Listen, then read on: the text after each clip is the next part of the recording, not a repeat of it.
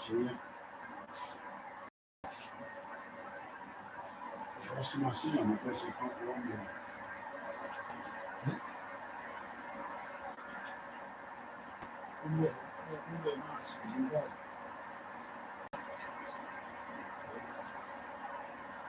Nígbà tó bá ń pa ọmọ Yorùbá àti ọmọ Yorùbá bá ń para wọn, tó yẹ kí Koikimedia máa sùn, àwọn èèyàn gan ní sọ pé ṣórun ló yẹ kó máa sùn, àbí kí wá ní n tó dé báyìí nísìn ní gbogbo tó wà nílẹ̀ pátápátá, ní gbogbo solution tí a gbọ́dọ̀ wá sí problem ayé wa.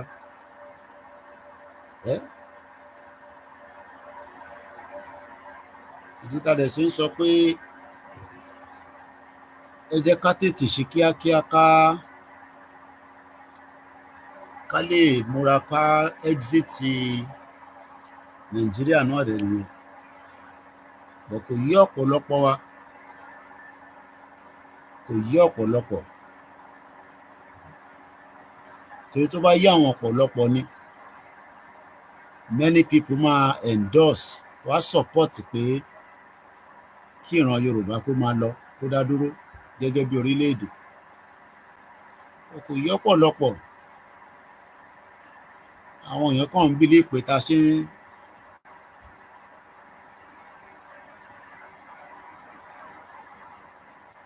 so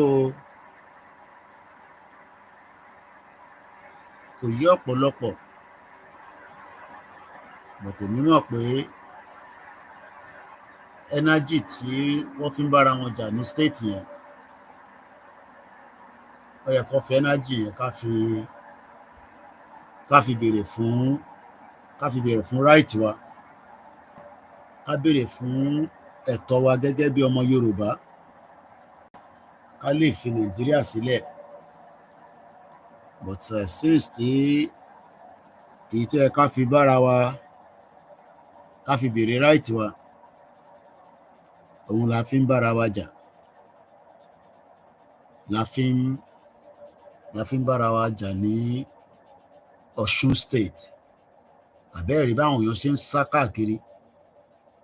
Gbogbo náà láti rí fídíò yẹn tá ti post ẹ̀ sórí timeline wa látàárọ̀. Ẹ wo báwọn èèyàn ṣe ń sá bólobólobólo káàkiri. Àwọn èèyàn sá káàkiri. Kò jẹ́ kó rí bẹ́ẹ̀ yẹn náà. Tinubu ó ti handcuff gbogbo wa. Òun ṣe tó wù ú. À ní ká béèrè fún right wa, ká support ọmọ Adéyẹmọ àti bàbá Akíntóyè, kólúkálukú máa lọ. Kò ṣe dandan ni pé ká wà together. A ní Nàìjíríà economy ẹ̀ ó ń jóná lọ́wọ́lọ́wọ́ báyìí ni, kò dẹ̀ sẹ́ni tó rí solution sí. Nàìjíríà economy zero ni.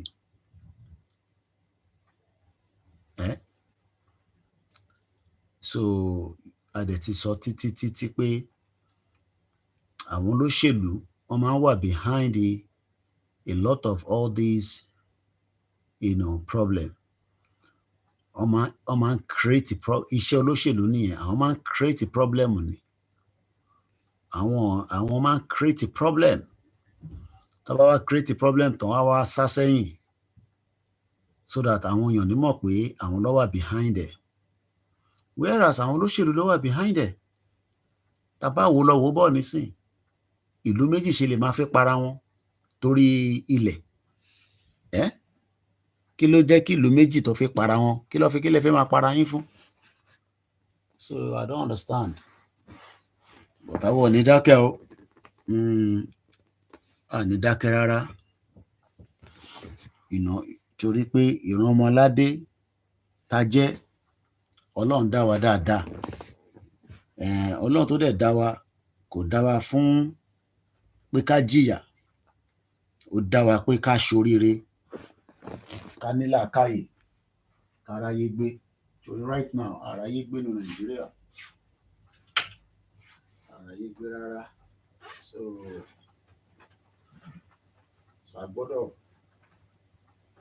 a gbọ́dọ̀ continue láti máa sọ fáwọn èèyàn wa pé kò jẹ́ ká bára wa jà, a ní láti bára wa jà. Àwọn ọ̀tá wa, àwọn tó ń ṣe jàǹbá fún wa, àwọn tí wọ́n ń ṣe alátakò kí Yorùbá kó ní ìlọsíwájú, àwọn ló yẹ ká máa béèrè lọ́wọ́ wọn pé kí la máa ṣe fún wọn. But kò ń ṣe pé àwọn aráàlú tí a wà nínú poverty, à ń jó property ara wa, à ń bà nǹkan ara wa jẹ́. Tá bá wá bàjẹ́ tán, ibo la ti máa rówó míì láti fi ṣe? Inú àwọn olóṣèlú á máa dùn nísìn. So èmi mọ tí Gọ́vùnà Adeleke tó fẹ́ ṣe lórí ọ̀rọ̀ tó wà nílẹ̀ yìí. Mo rò pé Gọ́vùnà Adeleke wọn náà ti ṣe curfew pé kíyàn kankan máa rìn láti aago 6 ìrọ̀lẹ́ títí dago 6 alẹ́ fún ọ̀pọ̀lọpọ̀ wọ́n ti lè sọ pé ìjọba to further notice according to bí a ṣe gbọ́ tí gọ́vnà sọ nìyẹn. So tiwa ni pé ká kọ̀ sọ fáwọn aráàlú pé ìjà tẹ́ ń jà yẹn, tẹ́ ń bára yín jà yẹn, nídẹ̀ o. Ẹ má yẹ káwọn olóṣèlú kọ instigate yín síra yín. Olórí burúkú làwọn olóṣèlú. Àwọn ọ̀fẹ́ nǹkan tó dáa. So wọ́n fẹ́ kẹ́ máa bára yín jà. Sàdẹ̀ gbọ́dọ̀ make sure pé irú ọ̀ wáyé. Gbogbo àwọn tó bá di pé wọ́n fi máa instigate pé kọ́mọ Yorùbá àti ọmọ Yorùbá bára wọn jà, a gbọ́dọ̀ kọ́. A gbọ́dọ̀ sọ pé a fẹ́ election kankan mọ́. Election ṣiṣẹ́ nínú Nàìjíríà kò work, kò ní impact kankan tó ń mú fún wa. Kàkà bẹ́ẹ̀, election dá kún mọ́ problem tí a ní ni. Election dá kún mọ́ problem tí a ní. So a gbọ́dọ̀ gbìyànjú láti encourage àwọn èèyàn wa pé kó jọ́, à ń bẹ̀ wọ́n ni. Ọ̀rọ̀ bára wa jà òun kọ́ la need nísìn, a need pé ká bára wa jà. Ká bára wa ṣe, ká demand fún inalienable right wa. Ká sọ fáwọn politicians pé káwọn ìkìlẹ̀ báyìí torí Ọlọ́run. Aago 10. Ká sọ fáwọn olóṣèlú wa pé no, èyí tẹ́ ń ṣe kò bójú mu rárá. Èyí tẹ́ ń ṣe àwọn ọmọ Yorùbá ò fẹ́. Ẹ fìyà jẹ wá, ẹ ní wá lára. Ìyẹn lèmi fi pé yẹ ká máa kí gbogbo àwọn ọmọ Yorùbá tó ń bẹ ní Ìlúbò àti kí ni the other state yẹn, the other town. À ń bára yín jà, ẹ para yín. Wọ́n ní èèyàn bíi 20 ti kú. Ṣáwọn èèyàn ò gbọ́ pé Fúlàní pààyàn ni? Gbogbo àwọn agbára tẹ níyẹn.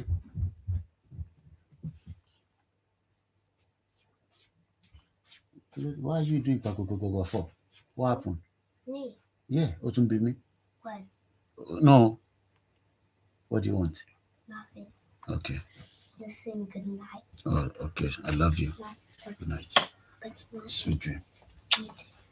You had fun today? Yeah. Okay. Tomorrow is another day. Shit, tomorrow. À ń bára wa jà. Ẹ ń para yín. Ẹ ń para yín níbi tí kò sí medical. Kò sẹ́ni good medical tó ń ṣiṣẹ́. Kí àwọn Koikimedia team. Ní good medical. Tẹ bá wá gúnra yín, tẹ para yín nísìn. Tá bá gbé yín dé hospital, ta ló máa treat yín? Ṣé ìlú tó ní hospital táwa ń sọ pé kò sí hospital níbẹ̀? Healthcare kò ṣiṣẹ́. So kí lẹ wá fẹ́ máa para yín fún? Ẹ bá para yín nísìn, ta ló máa sin yín? Gbogbo state ló ní ilẹ̀ tó pọ̀. a ṣe lè máa fẹ́ wá para wa nítorí àwọn ilẹ̀ kan tí kinní kan adẹ̀ láwọn ọba láwọn state yẹn ó dà pé Adeleke tí àti náà máa pè wọ́n lọ́la ṣẹ̀yìn ọmọ Yorùbá ṣe rí ara tá à ń sọ gbogbo kinní náà ó sì boil back to problem táwọn òyìnbó dá sílẹ̀ because wọ́n make sure pé wọ́n create problem yẹn dẹ̀ la ṣe ń face báyìí títí di wákàtí títí di bá ṣe ń sọ̀rọ̀ yìí we are still facing the problem problem yẹn ò dẹ̀ lè tán láíláí kò sí nǹkan tẹ́ fẹ́ sọ the more we remain in this jungle olúkálukú máa fi máa jẹra wọn lẹ́sẹ̀ ni bí ṣe lie down nísìn wọn láìkẹ́ ẹ má bínú pé ẹ̀ní lè rí ojú mi lálẹ́ náà ra fẹ̀gbẹ́ lélẹ̀ báyìí nìyẹn so mo kí gbogbo èèyàn wa lẹ́ẹ̀kan sí o àbí kílẹ̀ ń rí sọ̀rọ̀ tó wà ń bẹ̀ gbogbo àná ṣàlà ti gbọ́ bó ṣe ń lọ ní ìlú bò I think so yẹn lọ wo state yẹn I think ìlú bò náà ni lọ sórí péjì wa kí n lọ mú àbí kí ni gbogbo pálapàla yìí Fúlàní ń pààyàn ẹ̀yin ní àwọn agbára yẹn lọ́wọ́ ẹ̀ wá fi ń bára yín jà agbára yín wà lọ́wọ́ yín ẹ jẹ́ ká fi kọjú àwọn olóṣèlú tó ń disturb gbogbo ayé gbogbo wa lágbára o òun lélẹ̀ Adeleke imposes 6 p.m. to 6 a.m. curfew on Ifon and Ilobu crisis and other 24-hour security patrol. Gómìnà Adeleke. Osun State Governor Ademola Adeleke has extended the curfew in the crisis-hit communities of Ifon and Ilobu látago 6 títí dago 6 àárọ̀ nígbà tó wá máa kí àsùbà following a resurgency of violence between the warring groups. Wọ́n ní èèyàn bíi 20 ti kú báyìí.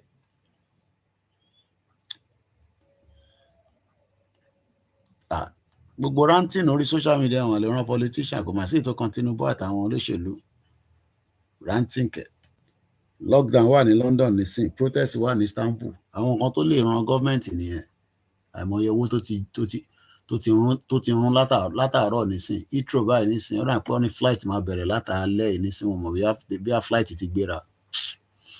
The decision was announced today láti kọ́bù ìjà tó ń lọ lọ́wọ́lọ́wọ́ láti ti lè dá peace sí gbogbo agbègbè yẹn tó ń pè ní Ifon àti Ilobu. In a statement látọ̀dọ̀ Commissioner for Information àti Public Enlightenment Olúọmọ Kọlápọ̀ Alimi lára àwọn tó fẹ́ kí Yorùbá dá dúró náà nìyẹn gbogbo ọ̀nà lọ fẹ́ wà lábẹ́ Nàìjíríà kan máa ṣe commissioner ẹ̀rọ. Wọ́n ní ìjọba Adeleke express dissatisfaction with the fresh violence. Àbẹ́rẹ́ àwọn èèyàn bọ́ ṣe ń sá káàkiri. Ọlọ́run èèyàn mélòó ló ti rí àwọn fídíò yẹn? Èèyàn kan wá sọ fún mi pé kò sógun ní Nàìjíríà. Èèyàn kan wá ní ogun ìtìdè. Tógun bá tún máa dé ńkọ́? Mo wá wí tán mo ní Ọ̀ṣun is on fire. Èèyàn kan ní ìlú bò nìkan ló ti ń ṣẹlẹ̀. Ẹ̀yin ò mọ̀ pé gbogbo state nìyẹn ló ti affect. Tí community méjì bá ti jà tó di pé àwọn èèyàn ti ń sá kúrò nínú community yẹn ogun ti wà nínú state yẹn nìyẹn. Bọ́tẹ́ mọ̀ àwọn èèyàn wa shut up Ọ̀ṣun state is safe mo ní mo ti gbọ́. Ọ̀ṣun state bá save àmọ́ náà Ọ̀ṣun state ò save lọ́wọ́ ìnà community méjì ń bára wọn jà àwọn èèyàn ti ń kẹ́rù kúrò nínú community yẹn ẹ wá sọ pé state yẹn wà safe. Ẹnu ẹni gbogbo àjọ wa yìí èmi kàn mọ̀ pé dúdùn lọ́sàn máa so òun lọ̀rọ̀ tó wà ńlẹ̀ dúdùn lọ́sàn máa so ni. Mo kí bàbá wa alànà bàbá dáadáa Professor Akíntóyè bàbá lálùbáríkà bàbá tó rí àná tó rí èní tó wọ̀ pé wàhálà wà. àkí bàbá yẹn dáadáa.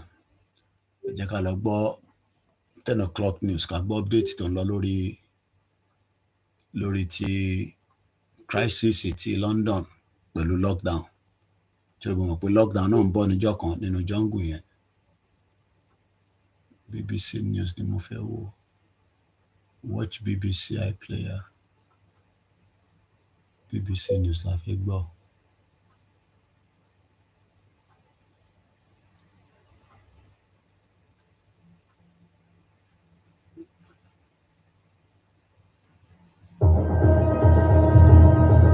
On a Japanese airport runway, disaster strikes.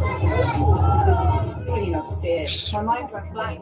Smoke started to fill the cabin. Kọ́kọ́ la fẹ́ wò jàre. A fẹ́ gbọ́ BBC News ní kíní kan mi pẹ̀lú ilé tó ń sọ ẹ̀. Fún mi ní BBC News. Ká lọ gbọ́ update ìwé tí watch from the start. Now with Rita Chakrabarti at Heathrow and Laxmi Gopal in Broadcasting House. BBC nísìnyí kò ń ṣọ̀fẹ́. Ó yẹ jájọ gbọ́ news. Tonight at 10, a day of chaos here at Heathrow after a fire halts all operations at Europe's busiest airport. This evening, a slow return to normality, but there's a huge backlog of planes. The government says it'll temporarily allow night flights. A fire at an electricity substation caused a massive power failure. A picture on our phone of the plane doing a U-turn. Heathrow says it hopes to be fully operational tomorrow, but there are many questions about how the country's most important airport could be paralysed in this way. In táwọn ará jungle fẹ́ gbọ́ nìyẹn, wọ́n fẹ́ ká question àwọn olóṣèlú wọn. Tó bá ti bẹ̀rẹ̀ sí question wọn, ó ti di ọ̀tá aráàlú. Irú àwa báyìí nísìnyí tá máa ń fẹ́ question ní àwọn olóṣèlú yín. Bọ̀ iṣẹ́ journalist ni láti máa question. Double agent died. Changed the course of the Cold War. He's died at the age of 86. Here is Lewis Skelly trying to get it behind. He's done just that. England ní sì máa play, Scotland máa play, Wales máa play, Northern Ireland máa play, and gbogbo wọn dẹ̀ ló ń pè ní United Kingdom. Ìlú mẹ́rin ló máa lọ máa represent UK, whereas ní Nàìjíríà ìlú bíi 5 ló wà nínú ẹ̀. Wọ́n wá ṣa gbogbo wa together. Àbí bẹ́ẹ̀ kọ́? Gbogbo wa la máa gbọ́n tó bá yá. Gbogbo wa la máa gbọ́n. Good evening from Heathrow Airport, which is normally one of the busiest in the world, but which today has been eerily silent, with barely any planes landing or taking off. Gbogbo àwọn plane yẹn kẹ̀rì every 45 seconds ní alẹ́ nísìnyí ni wọ́n ṣe ń resume díẹ̀díẹ̀. Some flights have resumed this evening, and Heathrow says that there'll be a full operation tomorrow.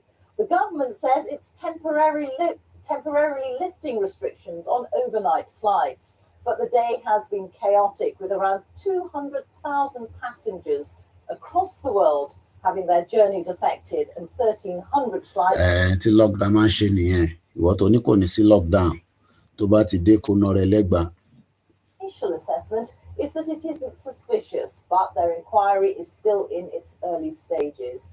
Daniel Sanford has the first of our reports. Tó bá jẹ́ Nàìjíríà nísìnyí, wọ́n ti allocate billions of naira for inquiries yẹn ìlú òfò 419 country. After a dreadful day, a diverted plane being flown back home before the first few flights started to take off. The chaos began just after 11 last night with an oil-fueled inferno. It was one of the main electricity substations that power Heathrow, the world's 5th busiest airport and a key part of the UK's critical national infrastructure. Ṣùgbọ́n number 5 ní Heathrow airport yẹn jẹ́. Ǹjẹ́ wọ́n ronú pé báwo ni ilẹ̀ Yorùbá ṣe lè bìtẹ̀? Kí ilẹ̀ Yorùbá jẹ́ number 4, kí Heathrow máa jẹ́ number 5. That means pé ọ̀pọ̀lọpọ̀ èèyàn la máa wá sílẹ̀ Yorùbá. Wọ́n máa ṣe business, wọ́n máa ṣe this, wọ́n máa ṣe that. But ẹ̀yin ò fẹ́ yẹn. High voltage equipment and the nature of the oil-fueled fire. It's all dark here, mate. The effect on Heathrow, a catastrophic failure of the electricity supply. Two terminals had no power at all for hours. All the airport systems had to be restarted once an alternate supply had been connected. Heathrow grounded all planes and cancelled all incoming flights. Some lucky passengers were diverted to other UK airports, but most were left stranded. Tori Donzello was flying back from America for her father's funeral. ṣùgbọ́n àwọn tí wọ́n ráyé gbé nìyẹn, àwọn tó ní passport tó dáa, flying back from America. Ìwọ tó fẹ́ lọ America nísìnyí, wàá máa wá visa káàkiri. Tó bá yẹ pé Nàìjíríà jẹ́ country tó dáa gẹ́gẹ́ bí wọ́n ti ṣe ń sọ, ṣé kò jẹ́ kí passport ẹ kó gbé ẹ dé America, kó kọ̀ ra ticket, kó lọ ṣọlidé níbẹ̀ kó padà. Runways, but although the fire had stopped all flights at Heathrow for 18 hours, the chief executive insisted the contingency plans had worked. This has been a major incident. I mean, short of anybody getting hurt, this is as big as it gets for our airport. And we are actually coming back quite fast, I would say, when you consider... So they're coming back very faster.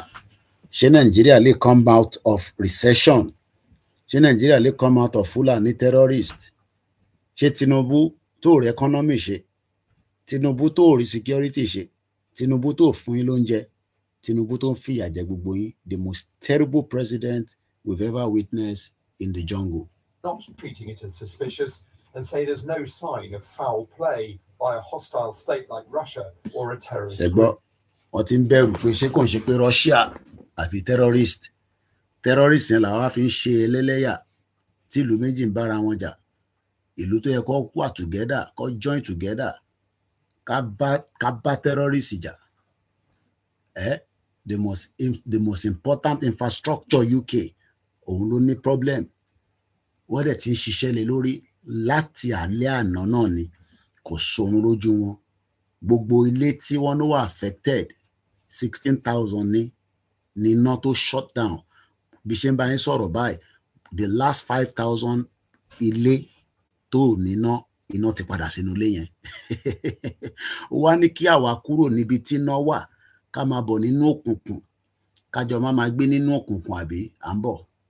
On the electrical equipment at the substation, Daniel Sandford, BBC News.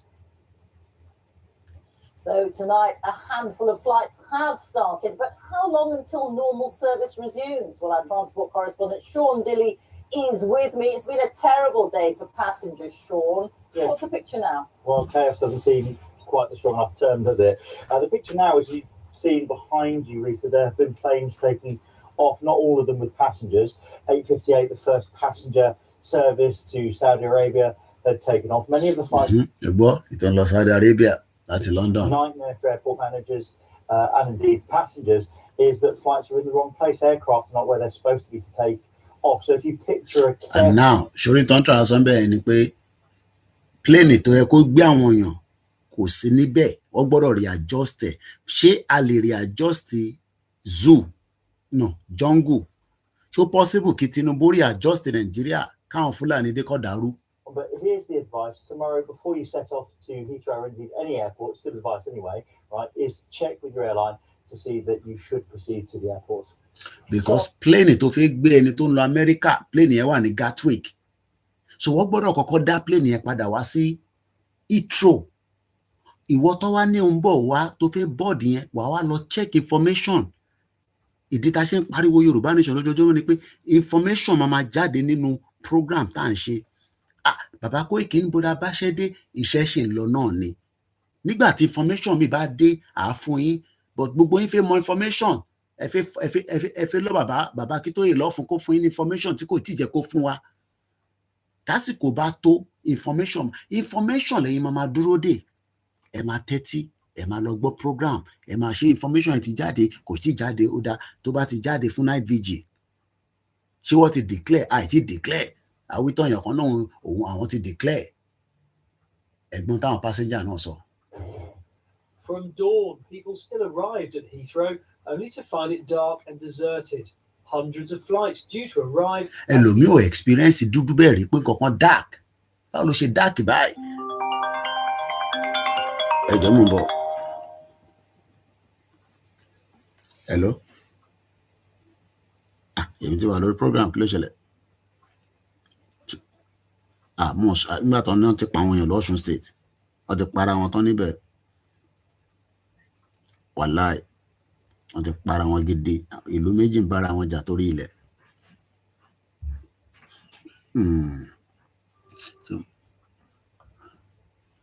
Àbí bẹ́ẹ̀ ni I could have cried all my tears now, which is really sad, but I've made peace with it. Sometimes things just don't go your way, and today was just one of those events. Many flights have to be diverted to any airport in Europe with space. Here, passengers flying to London from Cape Town instead found themselves disembarking in Barcelona. Shai Ravindra filmed the queue while awaiting information. Everyone's a bit tired, everyone's a bit cranky, there's no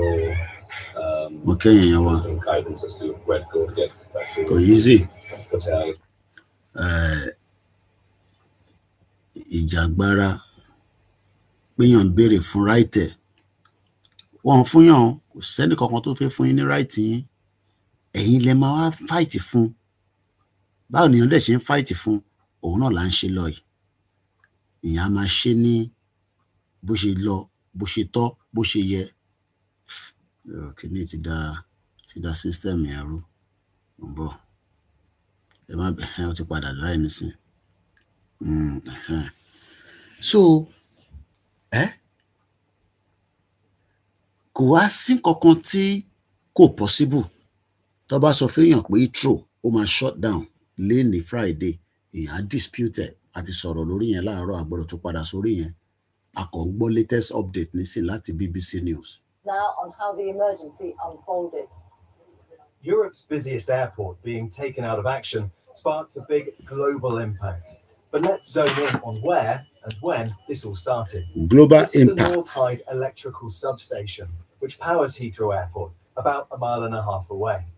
This is moments after the fire starts. We verified that this video was filmed at 11:36 last night.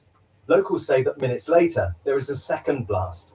And then come tweets about the power being out, including from someone staying at a hotel next to the airport. London's Metropolitan Police declares a major incident, and straight after, this is now 1:44 in the morning, a message is sent out to all pilots that Heathrow has been shut. It's because of a major incident affecting the power supply. At this moment, 120 flights are in the air, heading for Heathrow. Less than an hour later, the airport tweets that it will be closed until at least the end of Friday.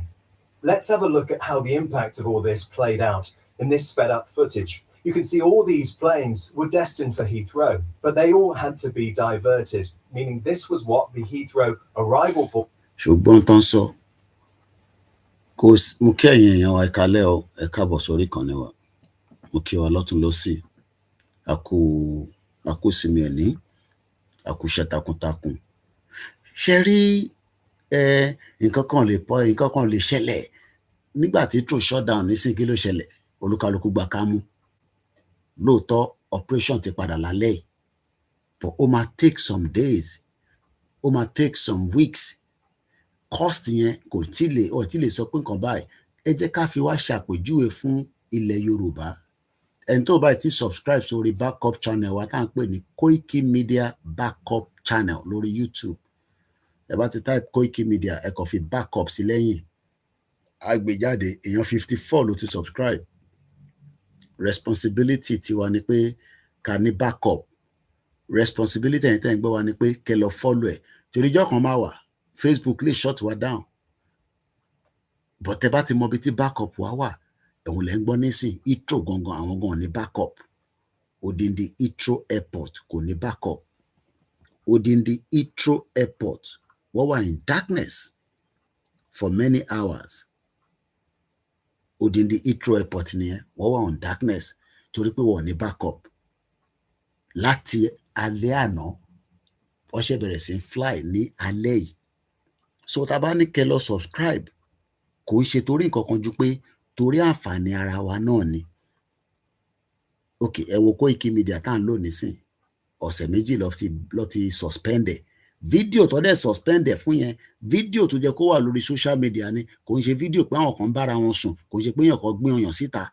fídíò gbà tó pa àbúrò Sowore ní 2 years ago láti máa fún pé 3 years nísìn òun ni bí a technology ló pick ẹ ní o bí àyàn kan ló flag ẹ ní I don't know torí fídíò yẹn lọ ṣe pull wa down fún ọ̀sẹ̀ méjì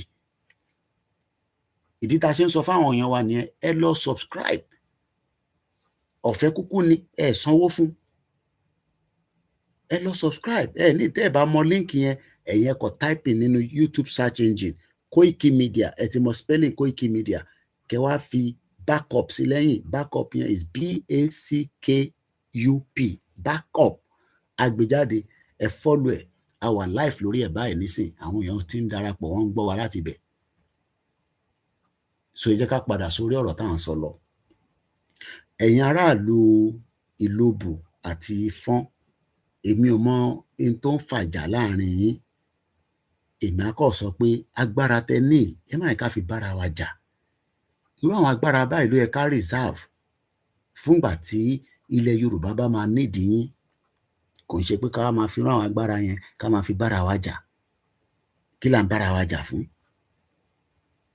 gbogbo ohun tó tọ́ tó yẹ ni bàbá Akíntóyè ń gbé ìgbésẹ̀ mú kí gbogbo èèyàn wa tẹ́ ń darapọ̀ mọ́ wa mo fojú pa yín rẹ́ o ẹja sáré kí àwọn èèyàn wa yá wa Táíwò Kíkẹ́ Fásọmí mo kí Emmanuel Òjó mo kí Igwe James mo kí yín ẹ̀yin tẹ́ darapọ̀ mọ́ wa lórí Instagram mo kí àwọn ìyàwó mi mo kí Ọlákúnlé mo kí ìyá wa Àbíkẹ́ Abe mo kí Mr. Gbádébọ̀ Olúwatósìn mo kí ta ló tún wà ń bẹ Mr. Fọlábí ìyẹn tẹ́ ti bú mi lẹ́ǹkan náà máa lè bọ́n bastard àmọ́ bí tí ìrìn ti wá bí ọmọ Fúlàní ni tí yẹ ti lọ dó Fúlàní lórí burúkú àwọn ọmọ òfò àwọn tó ń ní nínú ilé wọn àwọn tó yẹ pé kò ní tọ́ílẹ̀tì nínú ilé ẹ̀ ó ṣe máa lọ sínú ṣáláńgá lọ yàgbẹ́ ni èmi tèmi ní WC ẹlòmíì ọmọ tán pè ní WC àwọn ọmọ òfò àwọn ọmọ táwọn ọmọ bíi tí MTN ti fún wọn ní data tó fi wọn wò wá mo kí bàbá mi Joseph Boboye àwọn èèyàn dáadáa mo kí brọ́dà mi Adéwálé èèyàn yìí kò ní bàjẹ́ fún ẹ pé mo máa kọ́kọ́ wá Nàìjíríà ó wà lára àwọn tó wá yọjú sí mi pé èèyàn yìí ní bọ̀bọ́ ìmẹ̀ kò ní bàjẹ́ fún ẹ láíláí Nàìjíríà máa fàyà ni tó bá fàyà máa fipá já bó ṣe máa rí nìyẹn Ògún Ṣẹ́gun mo kí ń jàre àṣà àwọn orúkọ ńláńlá ni àwọn orúkọ bẹ́ẹ̀ yẹn tẹ́lẹ̀ tó bá sọ pé yàn Ògún ìyá máa sá nísìnyí gbogbo ẹ̀ ti wá yé gbogbo wa àwa ni ìran ọmọ aládé mo kí ẹ àwọn tí lọ subscribe ẹ bá lọ subscribe wọ́n ní intro gan ní backup ẹja gbọ́ news yẹn díẹ̀ sí àwọn ilé nísìnyí owó ńláńlá ló ń sọ fún wọn nísìnyí inú òtútù lọ́wọ́ àbáyé lọ tí ń report iṣẹ́ owó wọn ló ń ṣe. I say of exactly the kind of conversations that will go on long after the travellers today will hopefully help safely get where they're going. Those conversations will continue. And we can hear a plane in the sky right now, can't we? So things are starting Simon, thank you very much. Kò gbọ́dọ̀ pẹ́ ẹgbẹ́ tí prime minister náà wáyé lẹ̀ pé kí plane ṣiṣẹ́ lálẹ́ normally plane ó ní time tó yẹ kó gbọ́dọ̀ land torí àwọn tó máa sùn but nísìnyí wọ́n máa allow pé kí plane ẹ̀ ṣiṣẹ́ overnight but now in tó ń sọ ni pé plane tó yẹ kó gbé àwọn èèyàn ó ti wà scatter káàkiri gbogbo UK so wọ́n gbọ́dọ̀ bẹ̀rẹ̀ sí lọ kọ́ àwọn plane yẹn wá so ìwọ tó ń sọ pé Tinubu máa ṣiṣẹ́ ó dáa nígbà tó bá ṣiṣẹ́ yẹn tán tó lọ kó gbogbo ibi tó yẹ kó nǹkan sí kó ṣe institution kó ṣe gbogbo ẹ̀ tóun bá wá lọ tírú àwọn El-Rufai bá dé àbí Ganduje àbí Àtíkù àbí Peter Obi ṣe fi pé gbogbo nǹkan máa lọ bó ṣe yẹ kó lọ mo kí àwa Sherifa Agbábíàká ẹ̀gbọ́n mi Yẹmí Fátókí mo kí ẹ o mo kí mọ̀mísí mi náà mo kí Mr. Ọláwọyìn mo kí ìyàwó Cole mo kí bàbá wa Shefiu Kọ́láwọlé Mr. Wasiu Taiwo Adam Ọlámilékan ó ní instead of them to enter the bush láti lọ bá Fúlàní jà wọ́n fògùn dánra wọn wò I'm sure pé àwọn èèyàn ti fi oògùn oríṣiríṣi wá fi dánra wọn wò àwọn ìlú méjèèjì tán bára wọn jà lọ́sùn yẹn àbẹ̀yìn ni o àròyìn ẹja dáwọ́ ọjà yẹn dúró o intanẹ́ẹ̀tì nísìnyí ò ní pé kọ́mọ Yorùbá kó Sudan ẹja gbọ́ ti Sudan yìí nísìnyí ìjà ń lọ rẹpẹtẹ ní Sudan. Since then, tens of thousands of people have died, and more than 8 million have been forced to flee their homes. ṣe ń gbọ́ Our correspondent Barbara. ogun ṣe nǹkan tó dáa bọ̀ nígbà táwọn olórí burúkú olóṣèlú ò bá gbọ́ ó máa ń dogun náà ni ẹja gbọ́ Sudan tó ń lọ lọ́wọ́lọ́wọ́. Hands up and triumphant, seizing back Sudan's presidential palace, an important symbol of power. Inside, remnants of heavy fighting against the paramilitary RSF. Now, the armies recaptured much of Khartoum's strategic center. ẹ ṣáà ń gbọ́ journalist yẹn inú Sudan ló ń wà ó níbi tó ti ń jagun èèyàn kan wá ní wọ́n fẹ́ ṣe night vigil nílẹ̀ Yorùbá ìnáwó jókòó sí London journalist eléyìí tó ń sọ̀rọ̀ yìí ibẹ̀ ló wà báyìí ó dẹ̀ ti wọ veste ó ti wọ press veste torí pé tó bá yìnbọn kó má bàa bulletproof ni èèyàn kan wá sọ pé yẹn journalist ẹ rò pé iṣẹ́ kékeré ni journalist ni. Billion cost of the war. At this morgue, more victims of shelling. This time, a man and his wife. They were taking their boy to preschool. Mo kí Mr. Lawale Rahman. Ogun ṣe tó dáa. Ọlọ́mọdé arógun ni. Ìdí tí bàbá Kító sọ pé àwa Yorùbá ò ní ja ogun, but ọgbọ́n àti òye tá máa fi jàjà yìí, Elédùmarè á direct wọn. Ìdí tá ṣe ń sọ pé a need èèyàn kó jáde nígbà tó bá ti ní ká jáde fún ìṣọ́ òru night vigil torí pé òun la máa fi túra wa sílẹ̀. Kò dẹ̀ sí nǹkan tó possible nínú 2025 yìí. Ara impossibility òun náà ni lockdown tó ṣẹlẹ̀ ní London lálẹ́ àmì lẹ́ni. Ara impossibility. Koiki ṣá lè gba Yorùbá nation lọ́dún yìí. Ta ló sọ pé a lè gba lọ́dún yìí? Ṣé Tinubu máa support yín? Tinubu ò ní support yín. Mo kí Azeez Shakiru ẹ káalẹ́ sà. Mo kí gbogbo yín silent listeners torí àwọn kan wà wọn fẹ́ comment torí nature iṣẹ́ wọn nílẹ̀ Yorùbá ní Nàìjíríà àtàwọn tó wà labroad but wọ́n ń gbọ́ wa wọ́n ń tẹ́tí gbọ́ wa. Mo kí gbogbo yín bàbá àgbàlagbà.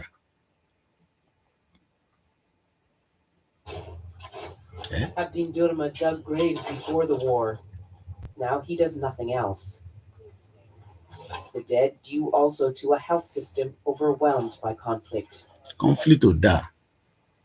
But àwọn tó máa jẹ́ kí conflict ṣẹlẹ̀ òun làwọn olóṣèlú torí wọ́n kì í gbọ́ wọ́n kì í gbà. To sleep until journalist ni gẹ́ woman nísìn tó ń ṣiṣẹ́ fún BBC.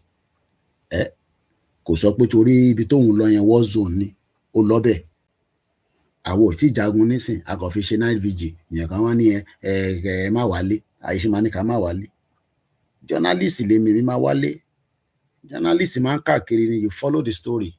The war and the wounds of this conflict will continue to haunt Sudan. Ṣẹ̀gbọ́, the wounds will continue to haunt Sudanese capital. The coroner has found that a newborn baby died due to the gross failures of 3 midwives to provide basic medical care. Ṣẹ̀gbọ́, basic medical care. Basic medical care ẹ má bínú kò ń ṣe pé ẹ lè rí nínú Nàìjíríà kò possible níbo ló dé fẹ́ rí. Ta ló máa fún ẹ ní basic medical care? Gbogbo táwọn aráàlú òyìnbó tá à ń gbádùn lélẹ́yìí tẹ́ni ká máa bọ̀ ń lé. At every opportunity, Michael Buchanan reports. Ida Locke was just a week old when she died in November 2019. A week old. Maternity staff didn't recognise she was in distress before her birth and then failed to properly resuscitate her after she was born. Today, a coroner found there had been 8 missed opportunities to save Ida. The answers today will not bring our daughter back, but it will hopefully stop any other family having to go through what our family. It will stop another family from going through that. Ẹni tó ń gbé ní civilized country tó mọ̀ pé tí nǹkan kan bá go wrong ẹ wo kéèsì nísìn láti 2019 ọmọ 1 week old baby tó bá jẹ́ Nàìjíríà ni wọ́n á tẹ̀tí jù sínú dustbin. Wọ́n ní anẹ́ tó lọ ṣe jigijigi kẹ́bí mi because àmọ́ value of life. Àmọ́ value of life. Bàbá Kító yìí dẹ̀ mọ̀ value of life torí ó ń follow template bàbá wo lọ́wọ́ àwọn olórí burúkú làwọn olóṣèlú yín ẹ má máa ní ká ṣàdúrà fún wọn. They are born bastard. Olórí burúkú ni wọ́n mọ̀ value of life. The hospital staff were being praised for their actions. One midwife would later describe the internal review she conducted as not worth the paper it was written on. Any concerns the family raised about their care were either ignored or rejected. When you're deliberately ọkọ àti ìyàwó yẹn ló ń sọ̀rọ̀ nísìnyí o 2019 eré ti ṣẹlẹ̀ o. There needs to be consequences. This former midwife at Morecambe Bay raised concerns about maternity safety in the months before Ida's death. Her bosses, she says, did not listen. It's a very defensive trust. Ṣé rí àwa tá ti gbé labroad yìí for a very long time a lè wá gbé nínú system tí a lè máa complain because tá a bá ń complain ó máa dàbí kí ló dé mo dé Gbàgádà hospital oorun gbòòlà ni oorun gbòòlà bẹ́ẹ̀ tí yàn ṣe kú síbẹ̀ because ibi tó yẹ kó náwó sí wọ́n náwó síbẹ̀ ó lè làwọn olóṣèlú owó tó yẹ kó fi ṣe medical wọ́n ti kó jẹ wọ́n ti fi lọ ra ilé sí ibì kan wọ́n ti fẹ́ fi tọ́jú àwọn ọmọ wọn àwọn bíi Yàyà Bello. With families and ourselves. And this is what makes a civilized country different. Àwa náà lè wà civilized. Aláwọn expert tó ń bẹ nílé tó wà trained. Àtúwá láwọn tó wà níta tó wà trained tó máa wá darapọ̀ tàjọ máa wá build a new country. Ṣé mọ̀ pé nígbà tí mò ń sọ fún yín nípa El Salvador ìgbà tí mo wà lọ́dọ̀ mọ́mísì mi ẹni tó bá gbọ́ Donald Trump nígbà tó ń ṣe press conference ẹ̀ lamẹ́ríkà lọ́sàn-án yìí ó dárúkọ ìlú yẹn El Salvador tá a fi ṣe program láàárọ̀ yìí àbí lọ́sàn-án yìí Donald Trump mention ẹ̀ ó náà ń dúpẹ́ fún president wọn pé gbogbo àwọn criminal táwọn dá padà ó ní kó máa bọ̀ àwọn aṣá wọn sẹ́wọ̀n ẹ jẹ́ wọn bí àmọ́ lè lọ rí fídíò yẹn mo ń bọ̀ ẹ jẹ́ ń lọ sórí Sky News náà kí n kọ́kọ́ fi lọ wá ọmọ Yorùbá ẹjọ́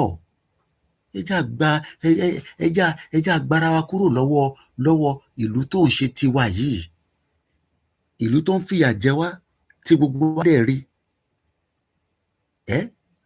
ọ̀nà àbáyọ kan ni pé ká kúrò ní Nàìjíríà kò sí àní-àní bẹ́ẹ̀ bàbá Adébóyè ò ní sọ fún yín ìyá àdúrà ò ní sọ fún yín inú Nàìjíríà làwọn tí ń operate ẹjá gbọ́ story eléyìí náà Soviet GDP tó kó àbí KGB dẹni. Catastrophic nuclear exchange in the 1980s. Here's our security Mani correspondent. láti lọ sí Sky News ni. Was this Britain's most valuable secret agent in living memory? Quite possibly, yes. Oleg Gordievsky was a KGB colonel in Russian intelligence. Yet for many years, he secretly informed for his handlers in MI6 and MI5. I'm, of course, a traitor against the Donald Trump communism of the communist system and supported by the KGB. I think you can make a good case that Oleg Gordievsky was one of the most important spies of the 20th century. His intelligence was able to tip off the West, not just to what the KGB was doing and thinking and what the Kremlin's plans were, but actually what they were doing before they actually did it. As the KGB resident in the Soviet embassy in Kensington, he was uniquely placed. He warned British intelligence that the Soviet leader, Yuri Andropov, was becoming increasingly paranoid, convinced the West was plotting him. Gbogbo iná lẹjọ ń ṣe jàre gbogbo iná lẹ ní spy káàkiri mo ti rí ti Donald Trump yẹn wọ́n ti kọ́ tẹ̀ ẹ jẹ́ kí wọ́n lọ sórí ẹjá fi BBC nù sílẹ̀ ẹ má bínú pé mo gbójú jáde o èmi náà rọra ń lie down sí ibi táwa yìí náà ni ẹjá padà sórí YouTube mi nísìn YouTube dá ẹ jẹ́ ká lọ gbọ́ Donald Trump ìyẹn understand tá à ń sọ pé bàbá Akíntóyè fún wa lọ́nà àbáyọ àwa wá ní àfẹ́gbọ́n tí Tinubu fẹ́ sọ fún wa kí ni káwọn yé wa pẹ̀lú Tinubu ò rí ta yé wa rò náà bàbá Akíntóyè àtàwọn tó jọ ń ṣiṣẹ́ àwọn lọ́rẹ́ ayé wa rò sí tó kan yé wa pẹ̀lú Tinubu mo fẹ́ ká jọ gbọ́ Donald Trump ẹ já gbọ́. This was a news conference tó ṣe ní Oval 7 hours ago. Màá kàn máa pause láàrin méjì. A máa fi ṣe analysis náà ni. Ṣé ń gbọ́ dáadáa ṣá? Ṣé ṣá ń gbọ́ bó ṣe ń jáde dáadáa? Mo kí gbogbo ẹlẹ́ǹkan sí o. Ẹ bá ń gbọ́ wọlé share button. At least ọ̀fẹ́ ní ìwòsàn lọ́dọ̀ tiwa níbí báyìí. Ẹ̀yin náà bá mi gbọ́ wọlé share button. Tí nǹkan tá a bá ń sọ níbí báyìí tó bá make sense ẹlòmíì ò fi share program wa sórí timeline ẹ̀ tẹ́ bá dẹ̀ lọ sórí timeline wọn ẹ máa wonder pé ilé náà dẹ̀ náà ń bá wa ṣe Yorùbá nation kí lẹ̀ ń bẹ̀rù kò sí nǹkan kan tẹ́ ká bẹ̀rù. We handle all of the student loan portfolio. We have a portfolio that's very large, lots of loans, tens of thousands of loans. pretty complicated. mo kí bàbá kí tó ilé nǹkan sí bàbá tó mọ iyì ìdí tí gbogbo wa ṣe gbọdọ̀ gba ara wa sílẹ̀ nísìn kí ayé wa lè ní ìlọsíwájú so that tó bá tẹ̀ fi lọ sí Amẹ́ríkà wà á lọ pẹ̀lú passport tó ń ṣiṣẹ́ torí Nigerian passport nísìn wàá ṣe lọ máa apply inú Amẹ́ríkà dẹ̀ ń dùn bí Nàìjíríà ṣe ń apply fún visa wàá fún mélòó kan wàá deny àwọn tó kù. And handled by Health and Human Services. So I think that'll work out very well. Mo mọ bí tó ti sọ̀rọ̀ El Salvador yẹn bọ̀ àárín méjì inú press conference yìí ni. To do is get the students to get guidance from the people that love them and cherish them, including their parents, by the way, who will be totally involved in their education along with the boards and the governors and the states. And it's going to be a great situation. I guarantee that in a few years from now, I hope I'm going to be around to see it, but I think we're going to see a lot of it. I think that you're going to have tremendous results. You're going to have results like Norway, Sweden, Denmark, a lot of the countries that do so well. Kò lè pe Nàìjíríà kò Nàìjíríà sí lára ìlú tó máa pè. Idaho. Nígbà tó máa dárúkọ Áfíríkà nínú press conference yìí lára àwọn tó ń ṣe terrorism àwọn oníjàgídíjàgan ó dárúkọ Congo láwọn tó ń wá sí Amẹ́ríkà ó dárúkọ South Americans àwọn El Salvador àwọn terrorists tó wá sílùú wọn ó kọ́ dùn mí pé mo lè sọ pé bíi báyìí gangan ló ti sọ̀rọ̀ yẹn nítorí ọ̀rọ̀ tó sọ pọ̀ gan. Ó ní báwo làwọn ṣe máa ṣí bọ́dà sílẹ̀ tẹ́nibọ̀dì máa wọlé tó máa jáde táwọn ò mọrú èèyàn tó jẹ́ anybody kọ́ máa wọlé ilẹ̀ Yorùbá no identification and we are one Nigeria máa kọ́ wọlé bẹ́ẹ̀ ṣe ń sùn nísìn ní aago 12 fẹ́ lò ní Nàìjíríà nísìn oríṣiríṣi truck kan wọlé ẹlòmíà gbé drug wọlé wá kó prostitute wọlé wá gbé cocaine wọlé wá gbé ìbọn wọlé àmọ́ who is who kò sí border check kò sí nǹkan kan everywhere tílẹ̀ bá ti ṣú ní Nàìjíríà báyìí nílẹ̀ Yorùbá báyìí ní South West everywhere go dark ni àwọn ọmọ eré wo ló wá wà níta nìkan ó ga ọ mo kí ìyàwó títí lọ láṣọ ẹ̀ka lẹ́mà. The likes of which nobody has seen before in terms of. Ẹ jẹ́ n fast forward ẹ̀ tí ó sọ̀rọ̀ gan-an so side ibi tí wọ́n sọ̀rọ̀ nípa of a create a new fighter jet or something of such so ẹ jẹ́ àgbọ̀ díẹ̀ bẹ́ẹ̀.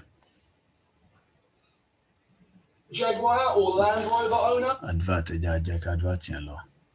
Mo kẹ́yìn ẹ bá ń gbọ́ léṣẹ́ but ẹ bá wa like program ẹ bá wa love ẹ dẹ̀ bá wa follow new YouTube channel wa tí à ń pè ní Koikimedia Backup Koikimedia Backup ẹ bá wa tẹ̀lé ẹ follow ẹ subscribe torí pé ìjọ kan máa wà Facebook ó lè shut wa down àwọn platforms tó kù lè shut wa down at least another one tó wà tó jẹ́ backup so á jẹ́ YouTube mẹ́ta la ní a ní WD àti ní backup a dẹ̀ tún lọ Ọláyọmí Kóìkì yẹn a kàn ń lò yẹn temporarily ni kò ṣe pé a fi máa fi ṣe live ìyẹn ká kàn máa fi upload àwọn videos nǹkan tó ń lọ káàkiri àgbáyé but temporarily nísìn a ṣe ń ṣe live torí pé Koikimedia wà shut down wọ́n ti block wa for 2 weeks 1 week dẹ̀ ṣẹ̀tàn náà ni so tí Koikimedia bá ti padà àní máa lọ Ọláyọmí Kóìkì mọ́ ẹ̀jà gbọ́n kan tí wọ́n sọ níbí báyìí èyí náà farabalẹ̀ kẹ́ gbọ́ báwọn ilé-iṣẹ́ ń sọ̀rọ̀. So we can update and adapt at the speed of relevance, at the speed of technology, not at the speed of beer hunters. This is more Air Force. This is more options for the president. We say as our mission in the United States Air Force is to fly, fight, and win air power anytime, anywhere. If you want to go anywhere, you have to have a platform that gets you anywhere. This provides the president options. If you want to go anywhere, you must have the platform. O fẹ́ succeed. O wá expect pé inú Nàìjíríà ló ti máa succeed. O lè succeed inú Nàìjíríà because Nigeria is a jungle. Because gbogbo template tí Nàìjíríà fi operate fake ni. Gbogbo template tó create fún Nàìjíríà template pé kó má ṣiṣẹ́ ni template ẹ yọra yín lẹ́sẹ̀. Template wà níbi iṣẹ́ kó máa ṣàṣì ẹ kó má gba promotion. Template kí ó má ṣe the right thing fún yín.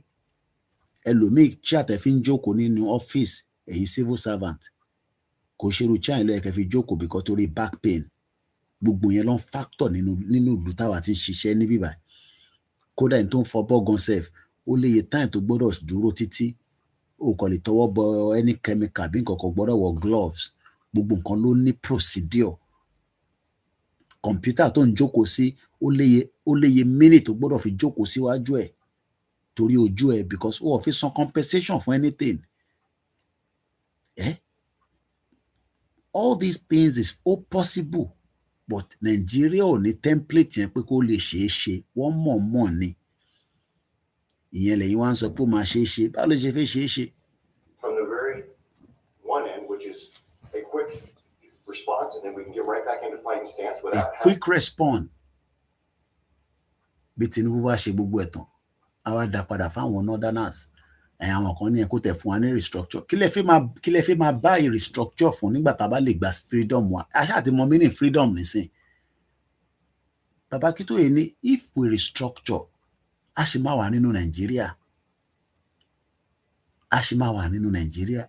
àfẹ́ ní kankan ṣe pẹ̀lú Nàìjíríà mọ́ a fẹ́ gba independent country tiwa kọ́ máa pè wá ní ọmọ orílẹ̀-èdè báyìí.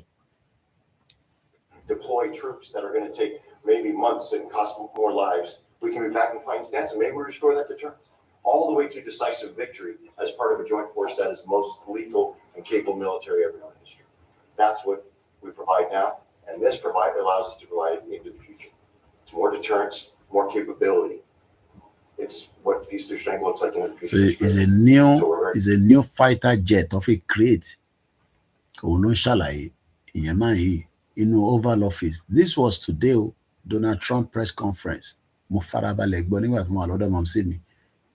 Ìyẹn mo sọ pé journalist bá káàkiri àwa wá lọ mú kan wá fẹ́ yìí àfi relate mọ́ ọ̀rọ̀ Yorùbá nation kó lè ní meaning. Ibi tí mo ṣe fẹ́ lò gangan kò tí ì débẹ̀. Mo lè fi mí sẹ̀ mo ṣe rọra ń pọ̀ sẹ̀ díẹ̀ díẹ̀. United States Air Force, let's deliver. Thank you very much. Thank you, Chairman. You like to say something? No, sir, I'll just double check what the chief said. This He knows what to do. generational medicine. Ẹ̀jẹ̀ forward ẹ̀ díẹ̀. Exactly right. Kẹjá padà sí bíbá ibi táwọn journalist ẹ̀ ti ń béèrè Q&A lọ́wọ́ ẹ̀ gangan níbi tí ó ti sọ̀rọ̀ yẹn anyway gbogbo eléyìí. You're going to see whether or not you see anything, but we're doing it with Dr. Martin Luther King too. They're preparing all of that. They're going to release everything. And àwọn tó pa JFK kí ló ṣẹlẹ̀ wọ́n ti release fáìlì yẹn ẹni tó bá ní time ẹ lọ wá lórí Google ẹ̀yin tẹ́ bá fẹ́ mọ̀ nípa báwo ni JFK ṣe kú àwa nísìn àmọ́ bí àti ìmọ̀ bí ṣórígbà tó àwọn Ọbásanjọ́ yẹn bá kú nísìn la máa tó mọ ẹni tó pa Bọ́lá Ìgè gbogbo wọn mọ ẹni tó pa Bọ́lá Ìgè náà wọ́n mọ ẹni tó pa Fúnṣọ́ Williams wọ́n mọ ẹni tó pa Délé Gíwá wọ́n mọ ẹni tó pa this ẹni tó pa that but olúkálukú wọn dákẹ́ ẹ̀rí bá àwọn bàbá òfò Bísí Àkàndé wọ́n ní ta ló pa ọkù Bọ́lá Ìgè oníkọ́ béèrè lọ́wọ́ èèyàn kan gbogbo wọn lọ mọ̀ òun ló sọ nísìnyí pé wọ́n máa release file Martin Luther King náà ta ló pa irúkú wo ló kú ṣé kú ọmọ ènìyàn ni àbí gbogbo conspiracy ta ti fi mú sílẹ̀ pé báyìí ló ṣẹlẹ̀. This is the kind of government, this is the kind of ìrúlù tí ó yẹ ká máa ronú pé a fẹ́ wà nínú ẹ̀ ìlú tí a máa hold àwọn èèyàn accountable ìlú tó máa ṣiṣẹ́. Nàìjíríà ò lè ṣiṣẹ́ bẹ́ẹ̀ sá lóògùn kò lè ṣiṣẹ́ wọ́n design Nàìjíríà pé kó ṣiṣẹ́ òyìnbó tó gbé Nàìjíríà lé wa lọ́wọ́ wọ́n mọ̀ pé kò gbọdọ̀ ṣiṣẹ́ tó bá ṣiṣẹ́ òkè tí Nàìjíríà bá ṣiṣẹ́ kí lèmi àti yín máa jókòó ṣe labroad ìwọ tó fi jápa kí ló fi jápa fún àwa lórílẹ̀‐èdè wa tó pè Nàìjíríà a máa serve Nàìjíríà àdẹ́wà òkè but kò lè ṣiṣẹ́ because the foundation is faulty ṣèbí gbogbo iná lẹ́mọ tó ń pè ní foundation gbogbo wa náà la mọ tó ń pè ní foundation mo kí bàbá mi wà rí ìjìnà dẹ káàbọ̀ sórí kan ni wa. So why are we deceiving ourselves? Why do we like to be told lies? We are being told lies. We are buying into the lies. Wá tún wá ní ká tún wá lọ dìbò ní 2027. àwọn ọmọ Yorùbá dẹ̀ tún jáde wá ní ẹ tá a bá dìbò kí ló máa ṣẹlẹ̀, ṣé ká jẹ́ kí Fúlàní wọlé ni. táwọ̀ ẹgbẹ́gbẹ́gbọ́n tí Gúnmi sọ onígbà tẹ́ bá ti dìbò that means pé ẹ ti confam pé fẹ́ Nàìjíríà nìyẹn. àní ká má dìbò, ẹ fọ̀rọ̀ ìbò dídì sílẹ̀. àní business pẹ̀lú ọ̀rọ̀ ìbò bá ṣe fẹ́ kúrò nílẹ̀ wa nísìnyí tá a fi bá ṣe fẹ́ kúrò ní Nàìjíríà tá a fi padà sórí ilé-èdè wa, orí ilẹ̀ wa la wà, a kò fi padà sórí ẹ̀ ni. Whoever else they want, I mean, we have nothing, we really have nothing to hide, we shouldn't have, when a lot of time goes by. But with the Kennedy files in particular, they were going crazy on. I don't think there's anything that's earth-shattering, but you'll have to make that determination. In those, it's 80,000, it's actually 88,000, and we have some additional things, as you know, come out today. And for that, you can go to the offices and you can... 88,000 ní fáìlì yẹn, fáìlì JFK yẹn. Do you know the meaning of 88,000 files?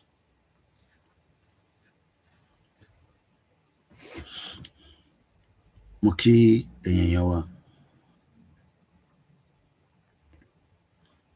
88,000. Ẹ jẹ́ ká dìde. Ẹ jẹ́ ká jà fún right wa. Àní ká gbàdà, àní ká gbébọn. But ẹ jẹ́ ká jà. Oríṣiríṣi ọ̀nà nìyàn fi ń jà. Ìjà kan náà là ń jà lọ báyìí. Ìjà báyìí náà là ìjà náà ni. Mídíà tá ń jà. Ẹ̀yin tẹ́ ẹ̀ wá gbọ́ náà ìjà kan ni. But bẹ́ẹ̀ ṣe lè jẹ́ kí ìjà yẹn kó dání pé ẹ gbọ́dọ̀ sọ fẹ́ lòmíì. Bẹ́ẹ̀ bá sọ fún family tó bá disagree kò matter. Tó bá yá family yìí máa understand pé ìtẹ́ sọ yẹn ó dà pé ọ̀nà wà níbẹ̀. Ká máa live in denial. A fi satisfy àwọn ìjẹ̀lú, àwọn tó rí tó yẹ pé tó bá jẹ́ pé wọ́n mọ̀ pé nǹkan tó dáa ni láti 1999 tá ti padà sórí democracy. Ní democracy náà ni Tinubu operate tó ń suspend the governor. Àtẹ̀gbọ́ pé governor náà pọ̀ ọ̀nàdọ̀ Bayelsa nìyẹn sá lọ. Fubara ọ̀nàdọ̀ Bayelsa state governor ló sá lọ government house. Òun náà ti wà ọ̀nà exile. Òun náà ti lọ claim asylum. Ṣẹ̀rí ẹ̀rí ilé ayé bó ṣe rí. Ṣé democracy náà nìyẹn? Ṣé democracy náà nìyẹn? Odindi governor state kan òun náà tún sá lọ sọ́nà other state kó lọ claim asylum. Ṣẹ́yìn ò mọ̀ pé tí another president bá dé ó máa tún ṣe ju ilé tí Tinubu ń ṣe lọ. Ṣèbígbà tí Buhari lọ nísìnyí làwọn ọmọ Yorùbá ń sọ pé àwọn mísì Buhari.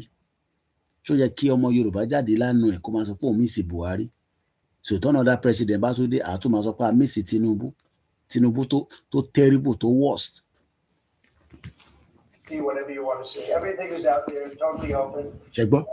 Everything is out there in open. Stuff is available later on. Nǹkan pè ní executive order ni. Executive order ni pé ẹ gbọ́dọ̀ release fáìlì kí ló pa JFK Kennedy. Kí ló pa? Irúkú wo ló pa? Ṣé FBI ló pa ni? Ṣáráàlú ló pa ni? Gbogbo fáìlì yẹn ó lọ sí 88,000. Àwọn kan ti ń study ẹ̀ nísìnyí. Àwọn kan iṣẹ́ tó máa ṣe títí tó máa fi verify gbogbo fáìlì yẹn tó máa wá gbé jáde lẹ́yọ kọ̀ọ̀kan. Bàbá Akíntóyè ti wá rí gbogbo fáìlì Nàìjíríà. Ìwọ ṣẹ̀ wá ń sọ fún bàbá Akíntóyè bàbá 90 years old. Ìwọ tó ṣẹ̀ bí lánàá. Ìwọ ló ní ó mọ̀ pé ó ti kàwé dáadáa. Ìwọ náà ti ní PhD, ó ti ní masters. So ìwọ ló mọ̀ bá ṣe máa fix Nàìjíríà. Ìwọ ló mọ̀nà tí Nàìjíríà máa fi da tó bá ní good leadership. Ta ló sọ fún ẹ pé ó máa rí good leadership nínú bí nǹkan ṣe ń lọ nínú Nàìjíríà pẹ̀lú template tó create. Bàbá tí ó ti rí gbogbo fáìlì Nàìjíríà ó ti gbé sẹ́gbẹ̀ẹ́, ó ti gbé síwájú, ó ti wò pé ọ̀nà àbáyọ ni pé ká gba ìlú wa, ká dá dúró gẹ́gẹ́ bí orílẹ̀-èdè kí a lè ṣe gbogbo ohun tó bá wù wá lọ́kàn tá a máa fi pé ọlọ́jọ́ máa dé. Torí àgbogbo àkókò máa kú níjọ́ kan. Olúkálukú ló kọ̀ máa kú ní different timing ni. Ìyẹn kan àwáyé má lọ òsì irọ́ ló pa. Ikú máa pa gbogbo wa níjọ́ kan. Ò bá sá lọ sínú wọlẹ̀, ò bá máa lọ jẹ kúkú dé, ikú máa pa níjọ́ kan. A kàn ń bẹ Ọlọ́run pé àwọn òbí wa tó wà láyé kọ́nà fún wọn lẹ́mìí gígùn kọ́ pẹ́pẹ́pẹ́ sí wa lọ́wọ́. àwa tí a jẹ́ tiwọn náà káwọn òbí wa má sìn wá, àwọn tó ti kú kọ́lọ́run forí jì wọ́n. That's all. Ẹ̀yin lẹ́yìn wá ń bẹ̀rù àwọn ẹ má sọ̀rọ̀ ẹ má bú Tinubu àbógun fi pa Tinubu ni tàbí kíní kan, ṣé Tinubu ò ní kú ni? Ta ni Tinubu? Ibo làbáchà wà lénìí? Abíọ́lá nìyẹn, ikú padà pa náà ni, kò dẹ̀ ń ṣe kú lásán torí a mọ̀ pé wọ́n pa ni, wọ́n fún ní tíìmù ni. Tinubu ẹ bá rò pé tẹ bá jáde fún night vigil Tinubu kò ní ṣe jàǹbá fún wa, jàǹbá tó máa ṣe fún wa kódà ájú ti èyí táwọn military máa ṣe fún wa. Ẹ má yẹ ká lọ múra sílẹ̀ dáadáa ká máa tanra wa, èmi ò kúkú tọra mi, ẹni pọ̀ mọ́ Yorùbá ni. Yes, àsìkò tó yẹ ká jáde lélẹ̀, there's no doubt about it. Tó bá fi pa gbogbo wa kó pa gbogbo wa, ká mọ̀ ká kúkú mọ̀ pé rẹ́kọ̀dì máa wà pé nígbà kan rí o wọ́n pe bàbá kan ní olórí burúkú Tinubu nígbà táwọn ọmọ Yorùbá náà wọ́n fẹ́ gbà, nítorí pé ká bá jáde tó bá pa wá ikú máa padà pa òun náà ni, so kí la wá ń bẹ̀rù fún? So why are we scared of him? Why are we scared of him? So but ká ní sùúrù kí information kó jáde. Tó bá ti ní ká jáde ní tó bá wọn kọ́kọ́ gbogbo sójà jáde kọ́kọ́ ọlọ́pàá jáde, it doesn't matter. Èèyàn ní mí pé kí Nàìjíríà má break, ó máa padà break náà ni. Àwọn ọmọ ìjọ nísìn ti bẹ̀rẹ̀ sí bọ́ǹbù gbogbo pipeline, wọ́n náà máa bọ́ǹbù ẹ̀dẹ́ lẹ́tàn ni, kò dẹ̀ sí nǹkan tí Tinubu máa ṣe fáwọn. Mo rí fídíò Àsárídòkúbọ̀ pẹ̀lú àwọn boys ẹ̀ tó kó bọ́n gidi jáde. Èyí lérò pé wọ́n pọ̀, gbẹ̀ jẹ́ kí sójà lọ attack wọn nísìn, ibi tẹ̀ tí máa mọ̀ pé wọ́n sínwín. Àwọn tó sì ń jẹ lára wọn nìkan ni kò ní support, irú àwọn tó ń polo, because inú Nàìjíríà làwọn ti ń jẹ. Bọ̀ Àsáré nísìn ò jẹ́ mọ́ nínú Nàìjíríà, Àsáré ń kan burúkú bó ṣe wà yẹn. Ẹja dìde, ẹja béèrè ẹ̀tọ́ wa, right wa ni, àbáyàn kankan jà, ẹ̀tọ́ tá à ń béèrè fún inalienable right ni. Wọ́n ní Bọ́lá Tinubu, state of emergency is a political coup d'etat, and is not different from the Nigeria former military regime coup d'etat from 1966 to 1999. We should note that two former Nigeria military dictators served 16 years, láti 1999 to 2023. So kí ọkọ̀ máa expect pé Jagaban kò ní ṣe kankan. But we must also be prepared in our mind. Ẹ jẹ́ padà sọ́dọ̀ Donald Trump ní Oval Office níbi tó ti ń bá wa sọ̀rọ̀. You go over to the offices and you can have it immediately, and you'll make a determination. And on something else, these Trend A guys, because of your executive order, they are designated as foreign terrorists. Yeah. If ISIS or Al-Qaeda foreign terrorists were operating here in the United States, cops would probably be shooting first and asking questions later. And so what is the difference between terrorists, between somebody like an ISIS or an Al-Qaeda operative versus a MS-13 or Trend A Iraq? Well, these are people that focus on destroying people in their homes. They're not as international in that sense. They're a group of thugs that come from Venezuela. They come from the prisons of Venezuela. They're very dangerous people, but they look so dangerous when the ibi tí ó ń gbọ́rọ̀ tó ń gbẹnu lọ nísìn lórí àti mo fẹ́ gbọ́ gangan nìyẹn. Àwọn criminals tó ń gbé l'Amẹ́ríkà ó ní no nígbà fún yín. Ìyẹn làwọn wá fi ń ṣàyẹ̀wò. Àwọn criminals ń bá wa gbé, àwọn terrorists ń bá wa gbé. Àdéhùn fáwọn èèyàn pé terrorists ò lè máa bá wa gbé náà, àmọ́ who is who. But because ọ̀pọ̀lọpọ̀ àwọn èèyàn kan yé wọn, a máa resolve problem yẹn, a lè resolve ẹ̀. Nàìjíríà ò ní fún ní reason láti resolve ẹ̀. Ẹ jẹ́ fi Nàìjíríà sílẹ̀ kó máa bá tiẹ̀ lọ. Ẹ jẹ́ kí Nàìjíríà máa bá tiẹ̀ lọ. Ẹ fi Nàìjíríà sílẹ̀. Ẹ jẹ́ ká gba Yorùbá country tiwa. Mo fẹ́ sáré lọ sókè but mo fẹ́ miss ibi tí Trump ti fi bẹ̀rẹ̀ ọ̀rọ̀ yìí. Because ibi tó ti fi bẹ̀rẹ̀ ọ̀rọ̀ yìí gangan ni mo need. Torí ọpọlọ ń bẹ nínú nǹkan tó sọ ní bíbá. Mo ń bọ̀. Salvador, and I want to thank the president. He's a friend of mine. jẹ́rí pé mo ní parọ́ fún yín ó lè take time but n ti máa sọ yẹn ó máa mú jáde mo ní ó ń dúpẹ́ lọ́wọ́ president tèmi sì ń sọ̀rọ̀ ẹ̀ lọ́sàn-án yìí president of El Salvador ìlú tó pé 7 million 6.3 million mari wine mo ń bọ̀ ẹ jẹ́ sáré gbé kíní lọ sókè mo padà tó ti bá play mo pause ni o.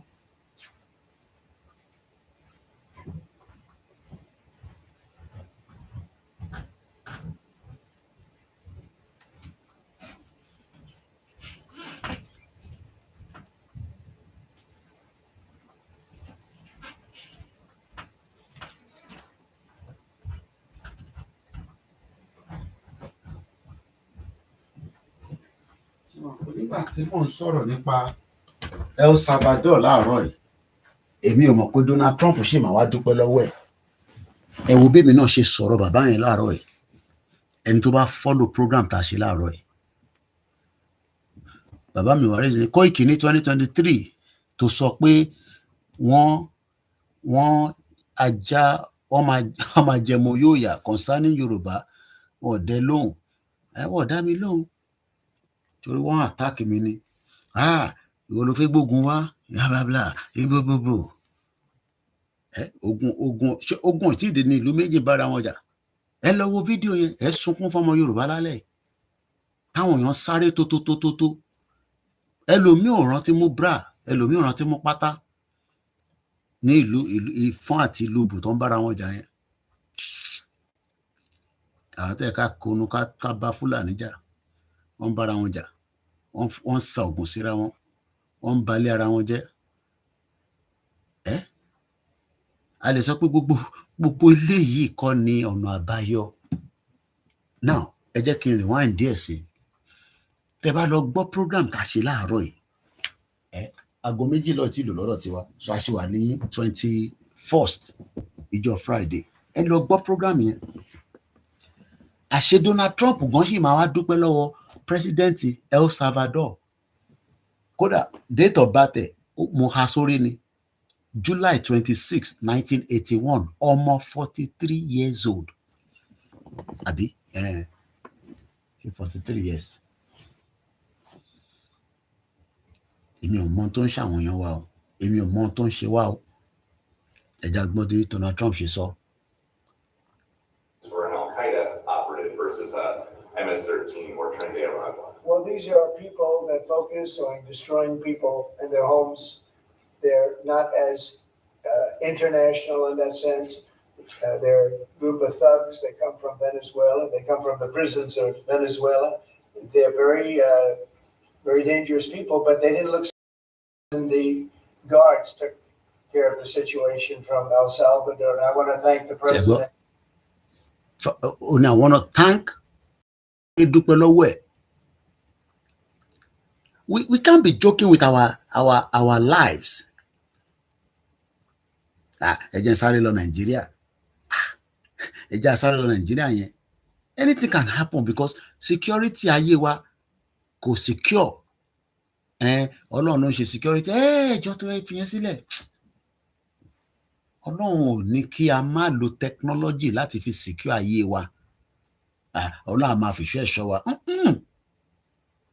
Ọlọ́run máa fi ṣọ́ ẹ̀ṣọ́ yàn. Kò síná ẹgbẹ́ra látẹ̀kọ́ ẹ̀ lọ sí Èkìtì kò síná ẹ̀nà Ọlọ́run máa fi ṣọ́ ẹ̀ṣọ́ yín. Ẹ tí mo nu galloping tẹ máa jábọ́ sí tí kò sí títì tí kò síná. Èmi experience ẹ̀ ni wọ́n sọ fún mi nígbà tá à ń lọ Èkìtì. Ìyẹn sunkún fún àwọn tó ń rìnrìn àjò ní gbogbo àwọn títì yẹn pé wọ́n ti gbogbo títì ṣe bàjẹ́ báyìí.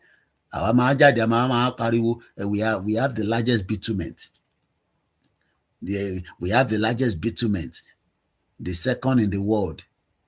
Okay, kí la fi ṣe? Ṣé bitumen yẹn ṣé China ló yẹ kó máa kó lọ? Àwa nídẹ̀ wọ́n fi ṣe títì fún wa. Highway wọ́n fi ṣe. Rural road wọ́n fi ṣe. Tí bá drive ní gbogbo àwọn rural area ní London bíbá ní outside London kódà máa ń prefer ju major highway lọ. Gbogbo ẹ̀ máa tẹ́ lọ ní. Everything will work. Kò o lè máa drive kó jáwọ́ galloping. Wà gbé mọ́tò jáde ní Nàìjíríà báyìí gbogbo spinal cord ara mọ́tò yẹn máa tú kó tó débi tó ń lọ gbogbo ẹ̀ máa tú kalẹ̀ pátápátá ni o gbọ́dọ̀ sáfíìsì mọ́tò yẹn kó bá tún máa gbé lọ sí another long journey if not ìkan náà àwọn èèyàn wá gan sef wọ́n pè mí láti Ṣakí alága ọdẹ wọ́n náà gbé mọ́tò àwọn lọ sí ibì kan wọ́n ló knock mọ́tò wọn gearbox wọ́n sọ̀rọ̀ 1 million naira nísìn nígbà tí ò bá dà nígbà tí mo lọ́lé 2021 ni àmà service mọ́tò lójoojúmọ́ kò make sense now ìlú yìí 6 months o lè má rántí pé nǹkan kan ṣe mọ́tò ẹ̀ nígbà tí títí dà ìyẹn ló ṣe máa ra àwọn mọ́tò tó ti pẹ́ ó tẹ̀ ní fídíò kan tí mo record old school mọ́tò ó dà pé mo wà ẹ bá lọ wọ Ọláyọmí Kóìkí yẹn bàbá yẹn níjọ́ Thursday ni mo record mọ́tò yẹn very old school ó sì ń drive ẹja gbọ́ bí Trump ṣe sọ nípa àwọn criminals wọ́n lè allow kí criminals máa wọ sí America tó kọ́kọ́ táwọn ọmọ àwọn nílé rìn lọ́sàn-án wọn nílé rìn lálẹ́ àwọn New Yorkers àwọn ọmọ tó wà ní Texas tó wà ní Dallas ní California àwọn tó fẹ́ jayé criminal kan wá bá wọn sùn á dó wọn á pa wọn kalẹ̀ á yìnbọn fún wọn àwọn máa fi resources táwọn ò ní máa fi wá àwọn yẹn káàkiri ìlú ó bẹ́tà káwọn lé wọn kúrò nílùú kó padà lọ sí ìlú wọn báwo làwa ṣe fẹ́ lé Fúlàní nísìn ẹja gbọ́ bó ṣe sọ. Friend of mine he's done a great job. mo fẹ́ ká gbọ́ bó ṣe porúkọ again El Salvador mo sì dárúkọ bàbá yẹn ní. Asking questions later, and so what is the difference between terrorists, between somebody like an ISIS or àwọn ilé nísìn journalist ń bi Trump pé kí ni ìyàtọ̀ terrorist àtàwọn gangs ọmọ ìyá kan náà ni wọ́n terrorist àtẹni tó terrorize yín ọmọ ìyá àtẹni tó jẹ́ gang ọmọ ìyá kan náà ni wọ́n ó dàbí kíyàn máa béèrè nísìn pé kí ni ìyàtọ̀ Boko Haram àti Lakaruwa àwa wí tán wá ní bandit àwọn olóńpè ní bandit these are full blown terrorists. versus MS-13 or MS-13. Well, these are people that focus on destroying people and their These are people that are focused on destroying. Aláwọn kan wà wọ́n fi destroy wa ọmọ Yorùbá dẹ̀ ní ká dákẹ́ àìgbowó wàhálẹ̀ ti pọ̀ jù kí ló dé lọ́jọ́ kò síbi kan náà ṣé kó destroy wa kó pa wá tán torí orí ìtẹ̀yìn ò pé torí tí yín ò bá pé orí tàwa pé orí tí yín ní ò pé torí ẹ nífẹ̀ẹ́ Tinubu orí yín ò pé ẹ nífẹ̀ẹ́ àwọn criminal politicians àwọn Gbẹ́ngà Daniel àwọn tẹjọ́ ń gba tán fún yín ní pátápátá wá fún yín ní 1 million wọ́n rán yín lọ sí Mecca ìwọ gbọ́ ní London pé politician kan rán yàn lọ sí Mecca owó ààrẹ tó máa fi ṣiṣẹ́ àbúrò mi kan tó ṣẹ̀ dé gbogbo pó dé sílùú yìí nísìn kò tí pọ̀dún méjì lára àwọn tó ṣẹ̀ jápa dé lórí COS ni owó ààrẹ ló fi lọ sí Mecca owó ààrẹ owó iṣẹ́ tó ń ṣe ó towó jọ ó sanwó ó náà lọ fi dúpẹ́ fọ́lọ́run pé gbogbo òun ṣe fi rìnrìn àjò òun àtọkọ àtọmọ ọjọ́ délùú yìí ni kò ń ṣe ọmọ mẹ́ta ló kó délùú yìí ọjọ́ wà nílùú ibà ṣe ń sọ̀rọ̀ báyìí ìwọ máa dúró pé kí olóṣèlú fún ẹ ní Mẹ́kà àbí bẹ́ẹ̀ kọ́ nǹkan burúkú tẹ̀ ní pé kẹ́ máa gba Mẹ́kà lọ́wọ́ olóṣèlú torí ẹ mọrú owó tó fún yín yẹn tẹ́ fi ń gba Mẹ́kà lọ́wọ́ wọn ẹ̀yàn wá lọ síbẹ̀ lọ ṣàdúrà ẹ̀ wá náà dúrà yín máa gbà ṣé wọ́n mọrú owó tó ń fún ẹ yẹn ṣó mọrú owó tó kó fún ẹ tó fi ń gba Mẹ́kà lọ́wọ́ wọn tẹ́ ń gba Jerusalem ṣẹ́yìn ò mọ̀ pé owó tó yẹ kó fi tọ́jú mẹ̀kúnnù òun ló ń fẹ̀yìn tó fi ń fún yín ní Mẹ́kà yẹn ìwọ náà wá lọ wá ní èmi alájà mo ti dé lọ ṣe yín góòlù only these are people that are going to destroy the lives of Americans òun ò lè jẹ́ kó wà lamẹ́ríkà Joe Biden ni mùgùnmù ó ti ní dementia òun ló accept gbogbo nonsense yẹn òun ò ní gbà alien ni wọ́n a máa deport wọn kúrò nínú Amẹ́ríkà ni ẹ jẹ́ follow nǹkan tó ń sọ lọ. They're not as international in that sense. They're a group of thugs. They come from Venezuela. They are groups of thugs. They come from Venezuela. They come from everywhere. They come from Nigeria. Ó dárúkọ Congo, ẹ máa gbọ́ bí tó ti sọ̀rọ̀ Congo. Ibi tí mo fẹ́ lò gangan la ṣẹ̀dé. Ìyẹn la ṣe sọ pé journalist á máa káàkiri lákì ló ń lọ lágbàáyé ti àwọn news ìjà tó ń lọ ní Ukraine after tó ti jà tí sójà ti kú wọ́n ti bà nǹkan jẹ́ wọ́n ṣe wá fi wá sort out lórí table nísìn. Ìyẹn la ṣe sọ pé tí ẹ bá ní kò lè lọ dìjà pẹ̀lú tiwa tó bá lọ dìjà a ṣe máa padà sórí round table ní dẹ́ kí ló dé ta ṣe fi jà. Why do we need to fight? Kí la fi jà fún nígbà tá a bá lè yanjú ẹ̀? But olórí burúkú àwọn olóṣèlú ò kì í gbọ́ ó dìgbà tó bá di wàhálà àwọn á fẹ́ wá sá lọ ẹ̀ẹ́dẹ̀ lè sá lọ anywhere. Àjọ máa wà nù Nàìjíríà yẹn ni tájọ máa yanjú ẹ̀ ẹ̀ ní ṣoríire. Tẹ bá rò pé máa sá lọ anywhere tẹ bá dá wàhálà lẹ́tàn ẹ̀ ní lọ anywhere àjọ máa wà nù bẹ̀ yẹn ni. Torí à ń sọ fún yín nísìn ẹ rò pé lágbára ẹ láwọn thugs no ìyẹn ò lè work lọ́dọ̀ tó wà lẹ́yìn. A máa kọ́kọ́ ṣe education a máa fi gbogbo ọ̀rọ̀ Donald Trump America a máa fi gbogbo ìlú àgbáyé El Salvador 6.3 million ayé wọn bẹ́tà ju gbogbo ọmọ Yorùbá lọ nínú Nàìjíríà. Gbóhùn sókè Trump. Venezuela, they're very dangerous people, but they didn't. Àwọn èèyàn wà dangerous ẹni kan wá gbé l'Amẹ́ríkà òun ò lè gbà náà ẹ tó bá dangerous tó bá wà nínú Amẹ́ríkà á máa ṣe jàǹbá ni á máa ṣe fraud á máa ṣe prostitution á máa ta drọ́ọ̀gì á dẹ̀ máa ṣe jàǹbá fún ọmọ ìlú. Ìbí nǹkan tó ń ṣẹlẹ̀ nílẹ̀ Yorùbá nìyẹn. Ṣé rántí pé mo ní arajà lọ́wọ́ àwọn ọmọ Ìgbò ní computer village wọ́n ti wá fún mi ní àbọ̀ léni àní Nàìjíríà kò ní dá fún Nàìjíríà kò ní dá fún Nàìjíríà. Arajà 350,000 nígbà tó fún mi ní àbọ̀ léni wọ́n ní wọ́n dá 270,000 naira padà. Mo wá ń béèrè pé kí ló dé wọ́n ní ọmọ Ìgbò tó tajà ó ní ó ń sọ fún family mi tí ó bá mi ṣe transaction nǹkan tara yẹn ó ti lọ ẹ rántí ìgbà tí mo ti sọ pé kí n tó kúrò láfíríkà ni o láti dá product yẹn padà èmi ti dé London padà ní sọ́n ti lọ pé 2 weeks ó ní wọ́n wá sọ fún pé number 1 iye tí ó tà fún wa yẹn kọ́ ni ó kọ sínú register pé so bó ṣe lọ náà nìyẹn ẹ̀dẹ̀ mọ̀ bá àwọn Ìgbò ṣe máa ń ṣe wọ́n ti ṣùrù bo brother mi yẹn pé na so e be na business now òun wá ń béèrè pé but 350,000 ọjà tààrà ẹ ṣe lè kó 270,000 fún mi bí ṣe bá ń sọ̀rọ̀ èèyàn mi 270,000 la gbà padà 270,000 naira so that means pé ọmọ Ìgbò yẹn ó gẹ́ni lára tàwa lórí ilẹ̀ wa àdẹ̀sọ́pá ní gọ́vnà yóò ní ṣoríire ní Lagos State àti deputy àti gbogbo àwọn house of rep wọn ò ní ṣoríire tó lè ṣe òfin pé return policy láti wà ní Lagos State àwa tán wá ní Lagos is a city káwa padà wá rí káwa ra lé sí Lagos smelly Lagos àbí nígbà tí èèyàn rajà 350,000 tó ń kó 270,000 fún wa nínú Lagos State bẹ́ẹ̀ adẹ̀ ní gọ́vnà ṣé a gbọ́dọ̀ ní country tiwa kí ọmọ Ìgbò máa ṣe àràkárà lórí ilẹ̀ wa ká má mọ̀ tá máa ṣe fún ara ta ṣe ń sọ pé Nàìjíríà ò lè wọ́ọ̀kì nìyẹn ṣé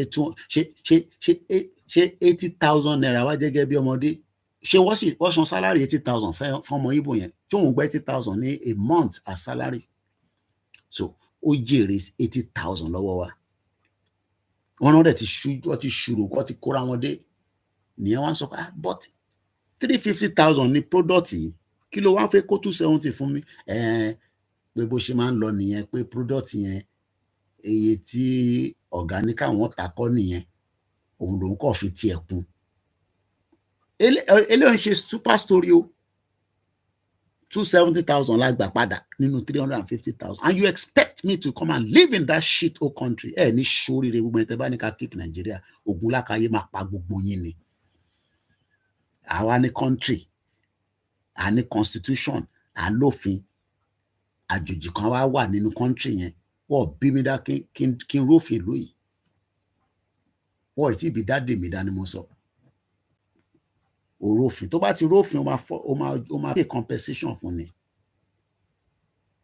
àdẹ̀sọ́pá ní àná àwọn House of Assembly àwọn èèyàn ò ṣòfin pé gbogbo ẹni tó bá rajà nínú Lagos o return policy gbọ́dọ̀ wà within 30 days ọjà tààrà tó ti pé 3 days within 2 days ládàá padà ọjà 350,000 wọ́n wá fèmí ní 270 padà ìwọ́dẹ̀ ní ká wá jókòó sínú country yẹn kájọ máa ṣe Nàìjíríà àbádẹ́wé tán stupid people wọ́n máa argue wọ́n máa ṣe analysis òfò Nigeria will be better it's just that we have leadership problem ṣé Tinubu ló bà Nàìjíríà jẹ́ ṣèbí Nàìjíríà ti bàjẹ́ kí Tinubu tó dé gbàtà sọ fún òun kò gbọ́ torí selfish interest tiẹ̀ ó fẹ́ ṣe tí Ọbásanjọ́ ṣiṣẹ́ ó fẹ́ sọ fún Ọbásanjọ́ pé bí wọ́n ṣe lè débẹ̀ mí náà lè débẹ̀ ó dẹ̀ ti débẹ̀ ní sójú ẹ̀ ti rí gbogbo tójú ẹ̀ fi mú nínú jungle tí mo báyìí nísìn ìyẹn dá sí ń sọ fún èèyàn wa ṣé rúùlù yẹn ni wọ́n máa lọ gbé ìwọ tó ti gbé labroad wà lọ sílùú tẹ́ pé ìlú ìtẹ́ pé bó bá rajà òkè ara scooter fọmọ wa ní ọmọ Oòduà scooter yẹn ò ti pé 3 months ìyàwó mi wá rí kódà pé ó ti lose èmi dẹ̀ rí níjọ́ tó lose yẹn èmi mo ti jáde mo fẹ́ dọ́gbọ́n wọn ní school mo á ṣàkíní ẹ̀ mo á kọ̀ fi sí ó wá ní nǹkan tá a ṣe rà ẹ̀dẹ̀ kúkú mọ́ àwọn ìyá wa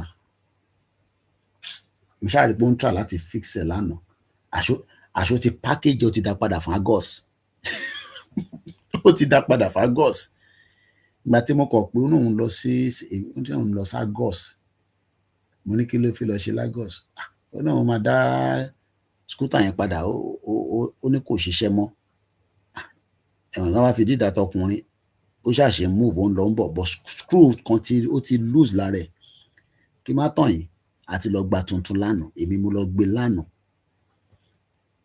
èmi ni mo lọ gbé tuntun lẹ́sẹ̀kẹsẹ̀ ó ti send message sí pé tuntun ti wà available kó wá gbé before ó tún máa fún wa ní time kó dé pé ó máa dá padà èmi mo lọ pick ẹ̀ so ó wá expect káwa relocate wá sí Nàìjíríà kí wọ́n rajà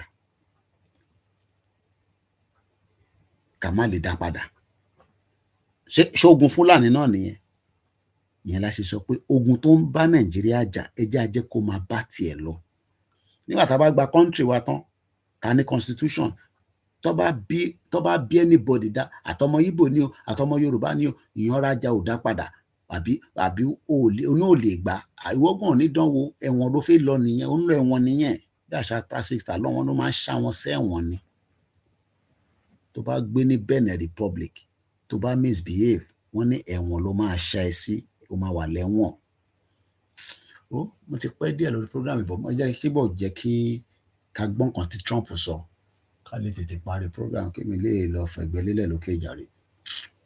So dangerous when the guards took care of the situation from El Salvador. And I want to thank the president. He's a friend of mine. He's done a great job. But I just can't imagine that the Democrats are taking this issue where they want to have them back. You know, so now they have men playing in women's sports. They have transgender for everyone. They have open borders. They have all of their crazy policies. Ẹgbọ́n bó ṣe ń knock àwọn Democrats. All this their crazy policy. Tinubu bá ṣe tán nísìn another person máa dé á tún wá create another crazy policy. Or I think 95-5, not 90-10, okay? And their new policy is let's bring Nicaragua back into our country. Let's bring these are the worst gang members there are. Ẹ má bínú advert fi wá. Kí ló ṣẹlẹ̀ mẹ́rin kẹ́? Kí ló dé tó sá lọ? Àti gbọ̀tàn.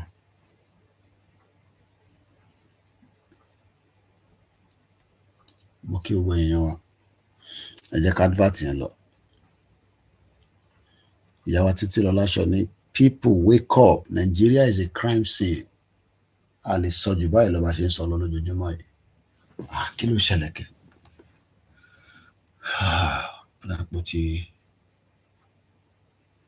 Kí ló dé tí On skip. Don't skip a video here. Oh my God. IT button. Trump ò ṣe ń sọ̀rọ̀ lọ́wọ́. Mo kẹ́yìn èèyàn wa lẹ́ẹ̀kan sí i. Ṣèyọrí la máa ṣe.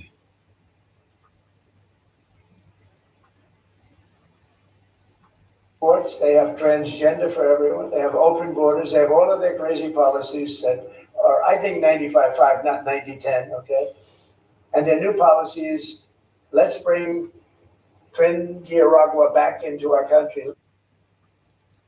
All right. On skip. Bring Nicaragua back On skip. So again, lo phone mi kí n wò to our country.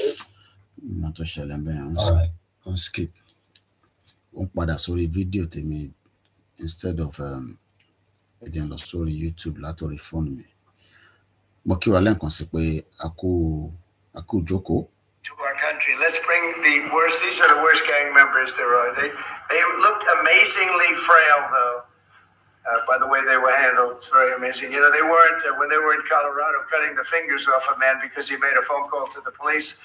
They seemed a lot tougher then than they did. Ṣẹ̀gbọ́n kan táwọn gangs yẹn ṣe, wọ́n gé ọwọ́ èèyàn kan torí pé wọ́n report wọn fọ́lọ́pàá. Just like bí Fúlàní ṣe ń ṣe jàǹbá fún wa. Tá bá wá report fọ́lọ́pàá, àwa lọ́lọ́pàá tó máa wá arrest lórílẹ̀ wa lórí land wa. Táwọn èèyàn wa bá lọ report pé Fúlàní jẹ mí lóko. Kàkà kí ọlọ́pàá ṣe investigation kan mú Fúlàní, àwọn tí Yorùbá tó lọ report yẹn ló máa wá detain. Tó bá tún wá mú Fúlàní wá gbé lọ sí Àbújá. Ṣé bá ṣe máa continue nìyẹn? Ẹja gbọ́ mọ́ nǹkan tí Trump ń sọ lọ. When they were having their head shaved and they were in shackles. They're tough people. They're bad people. We don't want them in our country. We can't. They are bad people. We don't want them in our country. Ṣé rí ọ̀rọ̀ security ò ń ṣe tíyàn fi ń ṣeré rárá. Why do you want Fulani in your country? Why do you want the ọmọ Igbo in our country? Tamaraja tí kò lè gbà padà. Tó bá lè follow rules wa, kó padà lọ sí ìlú wọn. Kò ń ṣe dandan. It's not compulsory. But nígbà tí kò bá sí òfin gbọ́dọ̀ wà ní. Àìsí òfin ní Lagos State ní àwa ṣe rájà 350,000 lọ́wọ́ ọmọ Igbo. Ó dẹ̀ fún àwa ní 270 padà. Òun kọ́ ti 80,000 láì ṣé òun lè lọ síbi iṣẹ́ kọ́ fún ní 80,000 in a month. Ṣé 80,000 wá jẹ́ gẹ́gẹ́ bí owó kékeré? So all this is the reason why ta ṣe ń sọ pé a lè allow gangs. We don't want gangs in our land. Trump ló sọ bẹ́ẹ̀. But no. A lè allow it.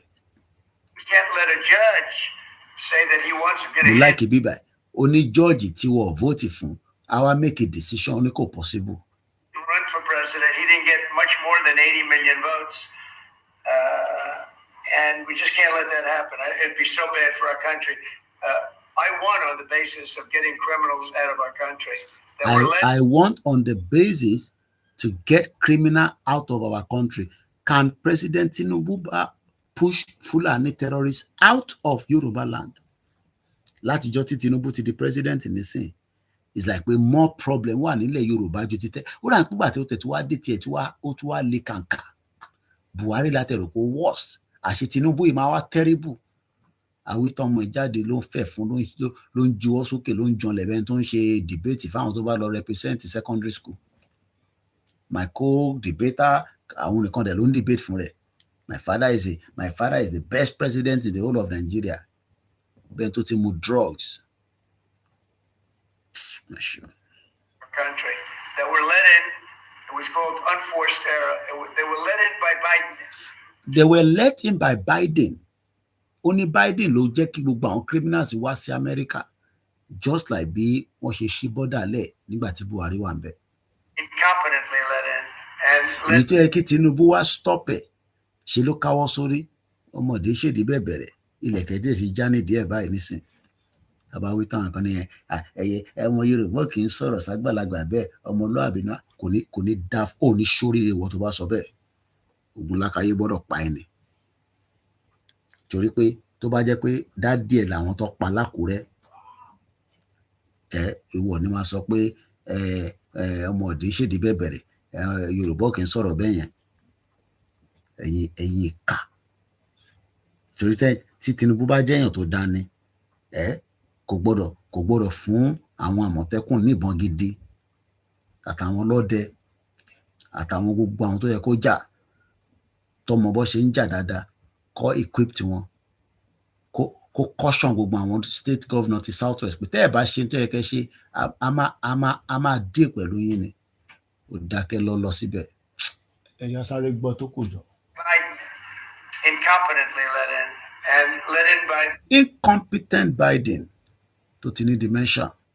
millions actually. 21 million criminals kó wà nínú ìlú kan ìlú yàn ní àlàáfíà ìyẹn yìí wọn ìgbà tí mo wà lọ́dọ̀ wọn ń sinmi lé ní à ń sọ̀rọ̀ dìgbò láyé ìgbà kan àwọn èèyàn ti sáré Ọ̀jẹ̀bú àti lọ sí pátì ẹ tó bá máa lọ gbọ́dọ̀ ní kúkú dè lọ́wọ́ kí Fúlàní má bàa ní o fẹ́ lọ jẹ kọ́kẹ́rẹ́ bí àbí tó ti fẹ́ lọ jẹ kọ́kẹ́rẹ́ tó ń padà bọ̀ ní Fúlàní máa jí ẹ gbé brother wa ní Canada wọ́n ní best friend àwọn wọn kidnap ẹ̀ ní Kogi níjọ́ Sunday last week ó máa pé 1 week ní sí wọn tẹ̀ tí sọ fún mi bí wọ́n ti rí gbà sílẹ̀ ní ọba àwọn ti san ransom ni o. Including the gotaways, but these are rough people. We want them out of our country. And I won the election based at least partly on that. And that's a big part, yeah? I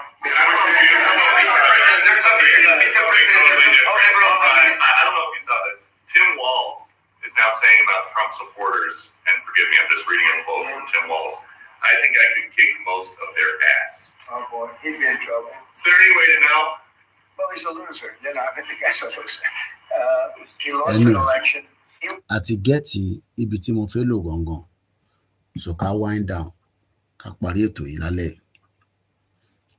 ká padà síbi tá a ti bẹ̀rẹ̀ òun ni àwọn ìlú méjèèjì tán bára wọn jà ẹ bá wa pẹ̀tù sí wọn ẹ̀yin tẹ́ bá mọ̀ wọ́n ní Ìlúbò àti Ìfọ́n wọn níyàn bíi 20 ti kú tíyàn bá lọ wo báwọn èèyàn ṣe ń sáré ó kọ̀ yẹ pé kámẹ́rà mi ò wà on but mo fẹ́ wò bí a lè gbọ́ soundtrack ìyàn sunkún bí wọ́n ṣe rán àwọn ọmọ Yorùbá tó ń tu yàwó ìyàn kan wá sọ pé ogun ò tí ì dé ogun ti wọlé already wàláì ogun ti wọlé o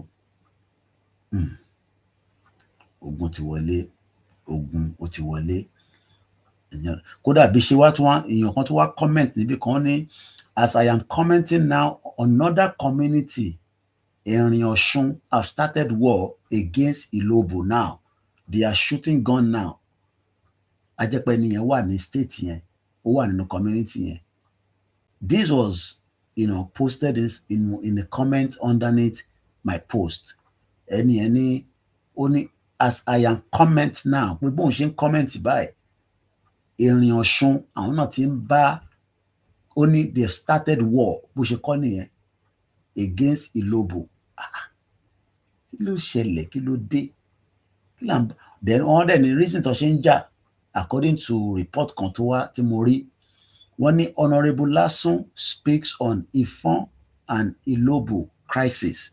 Can people just be sympathetic to the suffering of people of Ìlóbò and Ifon Ọ̀ṣun State? ? Wani, this is an age-long problem of land dispute that has refused to go away. So in tó ń jà tó ń para wọn fún òun ni wọ́n ń jà lórí ilẹ̀. Mo kí Bishop Adesina easy mo kí brother mi ẹ̀kálẹ̀ lọ́dọ̀ ẹni Florida. Wọ́n ní ìjà tó ń lọ tó di pé according to bá ṣe gbọ́ wọ́n níyàn 20 ti kú lénìí. Èyí tẹ̀ láwọn agbára tó tó yìí àfi bá Fúlàní jà àfi ń para wa kò make sense. Ẹ má gbàgbé backup channel wa ó ti wà on live máa wà lórí ẹ̀. Tí Koikimedia bá ti padà a máa end live orí Ọláyọmí Koiki tá a máa ń ṣe. Àwa jẹ́ Koikimedia backup àti WD76. Intro gan wọn ní backup òun ni wọ́n ṣe pẹ́pẹ́pẹ́pẹ́ kó tó bẹ̀rẹ̀ sí activate padà lálẹ́ yìí. Ọlọ́run jẹ́ kí tiwa rí bẹ́ẹ̀, àwa ti ní backup, so bí nǹkan kan bá shut down ìkan á máa ṣiṣẹ́ bó ṣe rí nìyẹn. Ẹ̀yin ni kẹ́ follow gbogbo platforms wa. Koiki Àríyá show ogilódò sí live ojoojúmọ́ là ń wà live. Program ẹlẹ́ẹ̀kejì tá à ń ṣe lénìí ní kò easy wọ́n kí la fi ṣe sí. Wọ́n ní this is an age-long problem. This is an age-long problem of land dispute that has refused to go away. I agree that the war and crisis is senseless and needless. My father's house has been burned this morning. Thank God everybody is alive. The burning is collateral damage. Sometimes, someday, and somehow, we will find a solution to the problem. Painfully, the Ilobu and Ifon-Osho people are largely blood-related. Do not mock us, be sympathetic. I spoke against calling for a declaration of state of emergency this morning when I was not aware that anything untoward is currently going on back home. Nobody has run away anywhere. Refrain from making olórí burúkú lè máa jẹ́ o. So àwọn fídíò tá a rí yẹn ṣé wọ́n parọ́ ni? Ó ní nobody has run away. Ó ti parọ́ ń bíbá olóṣèlú nìyẹn. Ó ti ń sọ̀rọ̀ tó dùn bọ̀ látẹ̀ǹkan. Ibi tó sọ̀rọ̀ dé nísìn pé nobody has run away. Àwa rí evidence video, people are running away. The Ilobu and Ifon-Osho people are peace-loving people. Kí ló wá ń para wọn fún? Ó wá ní those igniting the fire of war from the two communities will soon be fished out and made to face the wrath of the law. Olórí burúkú ni politician tó ń sọ̀rọ̀ yìí. Bomb bastard iná máa lé ní. Olórí burúkú ni. Tó bá ń ṣe olórí burúkú, ó bá ní kán wá arrest Koikimedia náà. It is just a war on an age-long dispute. Ṣó jẹ́ kí ogun wà nílẹ̀ Yorùbá? Ẹ gbọ́dọ̀ tó ń sọ. Bishop kílẹ̀ ń sọ bẹ́ẹ̀ yẹn ní Ilobo is where former military chief Lagbaja hail from. Ghost of Lagbaja is haunting Yoruba land since Yoruba leaders are aware of his death. Ṣètùlùbí tí Bishop tún gbọ́dọ̀ lọ báyìí nísìn. Bishop ní Koiki Ilobo yẹn ibẹ̀ ni Lagbaja ti wá. Fúlàní dẹ̀ ló pa Lágbájá, wọ́n dẹ̀ jẹ́ kó rókò Lágbájá because ó yẹ kó ẹ mọ̀ pọ́nmọ Yorùbá ó yẹ kó rókù yẹn ni but military jẹ́ kó rókù yẹn wọ́n gbà mọ́ family lọ́wọ́. Ìjàmbá ti ṣẹlẹ̀ sílẹ̀ Yorùbá. Mo tẹ̀ tí ń gbádùn ọ̀rọ̀ politician yẹn lọ bó ṣe ń sọ̀rọ̀ àfìgbà tó wá ní ẹ àwa kan là ń create tension. Ṣé èmi mo ní kó bọ́n jáde kó oògùn jáde kó máa fi para wọn ní Ìfọ̀n àti Ìlòbù? Èmi jẹ́jẹ́ mi lèmi jókòó sí bíbáyìí. Ó wá ní kò sí fídíò pa àwọn èèyàn sá lọ. Mo tẹ̀ ti gbé yẹn sílẹ̀ jẹ́ lọ play àwọn fídíò yẹn kákọ̀ gbọ́ soundtrack ẹ̀ka tó máa lọ. Mo kí gbogbo yẹn wà life lesson wò lọ́wọ́lọ́wọ́ èyí ní 21 oṣù kẹta 2025 àwọn máa ń fẹ́ láìkí rẹ́kọ̀dì wà nínú program wa. Mo kí òmíyọ̀ mo kí gbogbo yẹn tẹ̀ ń bẹ̀ ẹ gbọ́ fídíò yìí nísìn ẹ gbọ́ bárakùnrin ṣe sọ̀rọ̀. Ẹ wo ilé ayé o ẹ wo bó ṣe jó lálálá ẹ wo náà lórí complex tó tán ṣètìrí iná lálálá lórí complex tó tán ṣe kàn ẹ wo ilé ayé ìmọ̀ṣẹ́ tí ìmọ̀ tún mọ àwọn olórí wa ìmọ̀ tún mọ wọn o kò tí túmọ̀ kankan wọn ò ní túmọ̀ kankan ajá sọ tọrọ fúnra wa wọn ò ní túmọ̀. Mo kí ẹ brọ́dà mi safety dèmi ní kálẹ̀ sá. rárá èmi ní túmọ̀ kó ní wọ́n lọ́wọ́ kó má dẹ̀ kó má dìbò nǹkan kan tí wọ́n wà nǹkan sí sínú ìlú wípé nǹkan báyìí ni tó bá ti ṣẹlẹ̀ o nǹkan báyìí wọ́n lè fi kọ́fà wọn o. Ẹ wá fi àwọn ọmọ ẹ fi àwọn ọmọ ìlú ẹ fi ayé wọn ba ẹ fi àwọn ẹmí wọn jata jókà jásọ tó rọ̀ fúnra wa nǹkan tẹ̀ ń sínú ìlú ò dáa kò dáa ẹ jásọ tó rọ̀ fúnra wa kò dáa. Ẹ wòlé ayé nẹ̀sìn ṣọ́ọ̀bù àwọn tí wọ́n fẹ́ mú ara wọn ẹ̀mí ara wọn fílẹ̀ ẹ̀yin ò rí nǹkan kan gidi sí rárá nígbà báyọ̀ ya èyí àtètè rárá báyìí. Àwọn tó jáde kankan júnú yín òun ò tó yìí nínú yín bẹ́ẹ̀ ẹ wo ṣọ́ọ̀bù ẹ wo ilé epo ẹ wo nǹkan tẹ̀yìn àwọn olórí wa nínú ìlú òsì kò dá ẹjá sọ tọrọ fúnra wa ẹjá sọ tọrọ. Ẹja lọ gbọ́ the next video tó lórí burúkú politician wa sọ pé kò rí bẹ́ẹ̀ àbí bẹ́ẹ̀ kọ́ ṣébi ni mò ń parọ́ mọ́ àwọn aráàlú Ìlúbò ẹ̀gbọ́n ẹtúgbọ́ tẹ́lẹ̀ náà sọ. Wọ́n ti jó everywhere gbogbo building wọ́n ti jó everywhere. You can see my brother alori àwọn tó wò mí lẹ́kọ̀ọ́ lórí mi. ẹ lọ sórí X bí tán pè ní Twitter, ẹ rí fídíò yẹn níbẹ̀. Ó dà ó ní ẹ kú iṣẹ́ o, ẹ gbọ́ ọ̀nà ilé ìwọ ti jólè gbogbo bàbá ẹ̀. The next video yìí tẹ bá rí àwọn èrò tó ń sáré lójú títì, ẹ farabalẹ̀ kẹ́gbọ́n tárákùnrin sọ.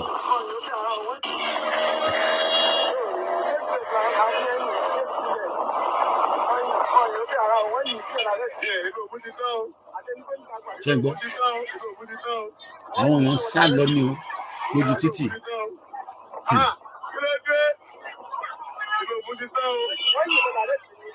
ṣé ń gbọ́ wọ́n yìnbọn direct.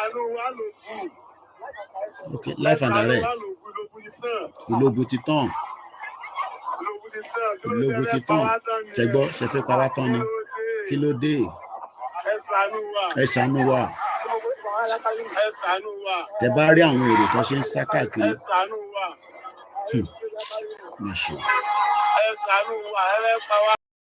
má ṣe o.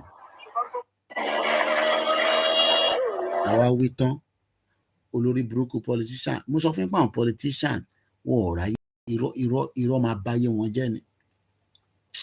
ẹ̀yin yan wa bíṣọ̀pù ní nígbà tí wọ́n ò ró òkú lágbájá lẹ́yìn, they don't need to touch the corpse to have control over the dead spirit. Since he's an indigenous person, his spirit will respond. Okay, wọ́n ní wọ́n ní láti rí body. Bàbá mi wà original. The Fed agent handle the open grazing with fire exchange.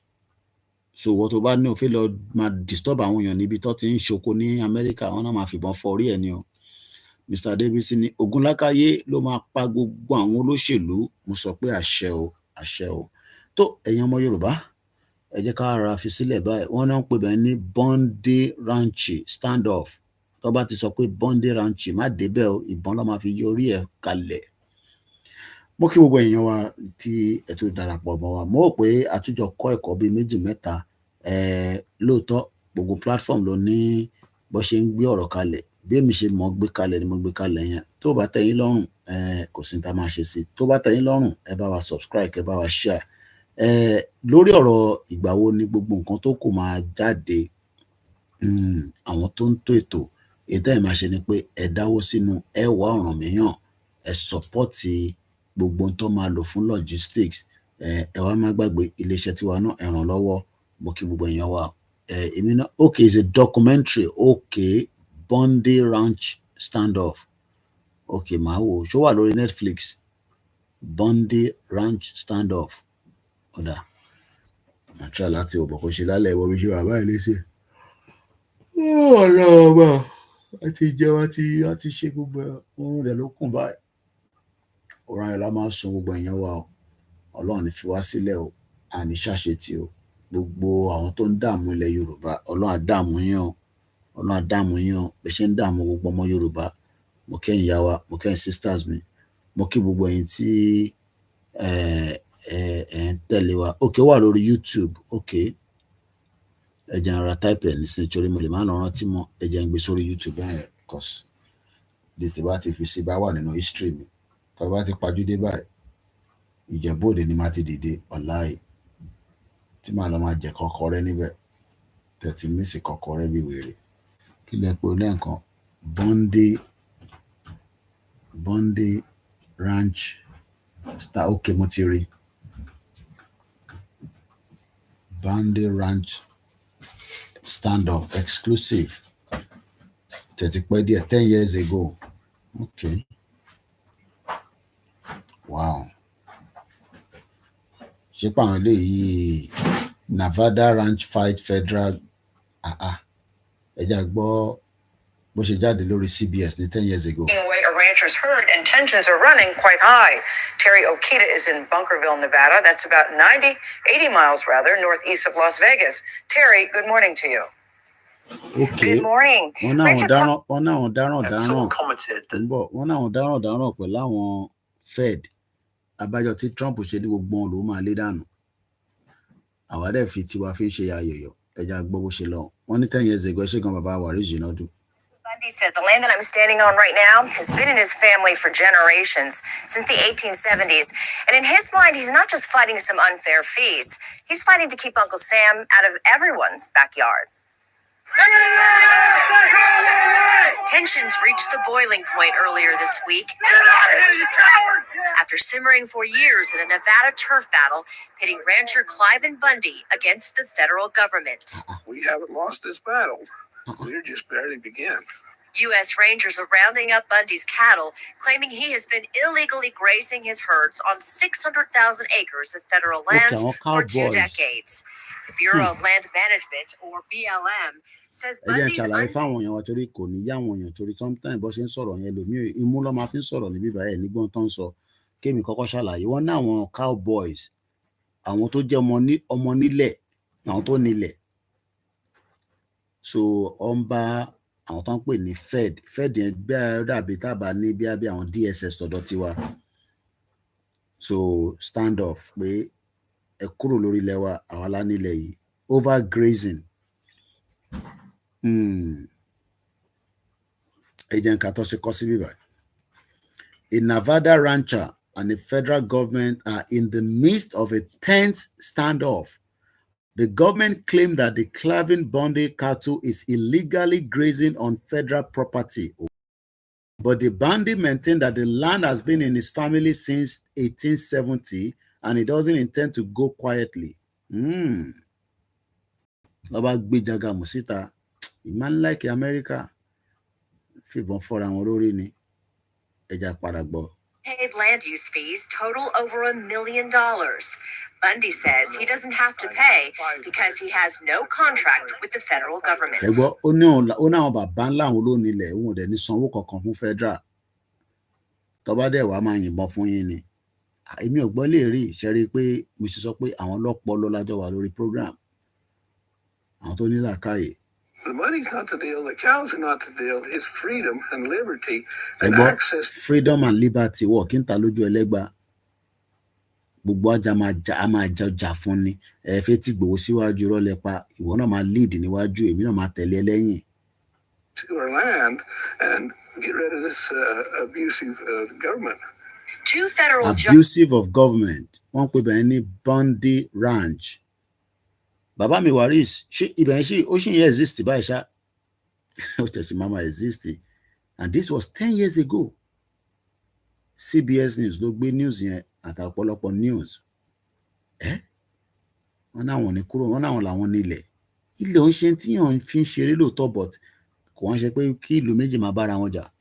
Wọ́n ní just imagine Yoruba land invaded by cow citizen. Àdẹ̀pá wọn. Àwọn àti wá pa wá, àwa tó máa gbé yẹn wá sórí social media. A máa sunkún sábọ̀. As he has no contract with the federal government. The money's not the deal. The cows are not the deal. It's freedom and liberty and access to our land and get rid of this abusive government. Abusive of government. Fúlàní dẹ́ abuse ilẹ̀ wa. Ṣé rí pé ìyẹn la ṣe sọ fẹ́yìn tẹ́ wà lé pé ọ̀rọ̀ tó wà lẹ́yìn ọ̀rọ̀ tó nípọn gidi ni. Yes, but the standoff. Ẹ ṣé gan fún ìtẹ́ fún wa lálẹ́ yìí. Inú mi tẹ́ dùn tí mo gbọ́, màá tún farabalẹ̀ lọ gbọ́ sí dáadáa. Mo mọ̀ pé èmi gbọ́ rò pé bẹ́ẹ̀ ṣe ń sọ lẹ́yìn nǹkan mo mọ̀ pé nǹkan tó le tó yìí ni. Judges issued orders last year that if the 67-year-old rancher did not remove his cattle from the land, they could be seized. The seizure began on Saturday. Demonstrators have rallied to support Bundy, leading to an altercation with law enforcement officials on Wednesday when one of Bundy's sons was tased after kicking a police dog. Then they tased me again. Okay. And they... Àwọn eléyìí yarí o, ìbọn wà lọ́wọ́ gbogbo wọn. All the cowboys came from different places during the conflict. Ṣẹ́gbọ́, wọ́n wá support.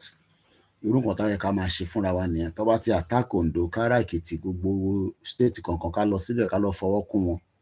Èyí tá fi ń bára wa jà yín ará Ìlúbò àti Ìfọ̀n, èmi Ọláyọmí Koikimedia ni mò ń sọ pé ẹjọ́ à ń pẹ̀tù sí yín ni. A mọ̀ pé wọ́n náà ọ̀rọ̀ tó ti pẹ́pẹ́pẹ́ ni but ó ṣeéṣe ká gbọ́ program wa.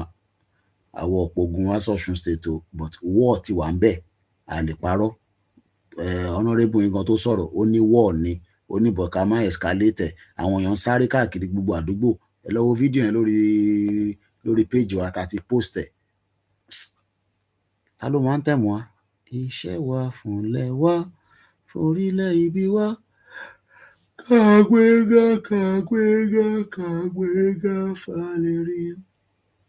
Ìgbàgbọ́ wa ni pé bá ti bẹ̀rù làbọ̀ mọ́, ká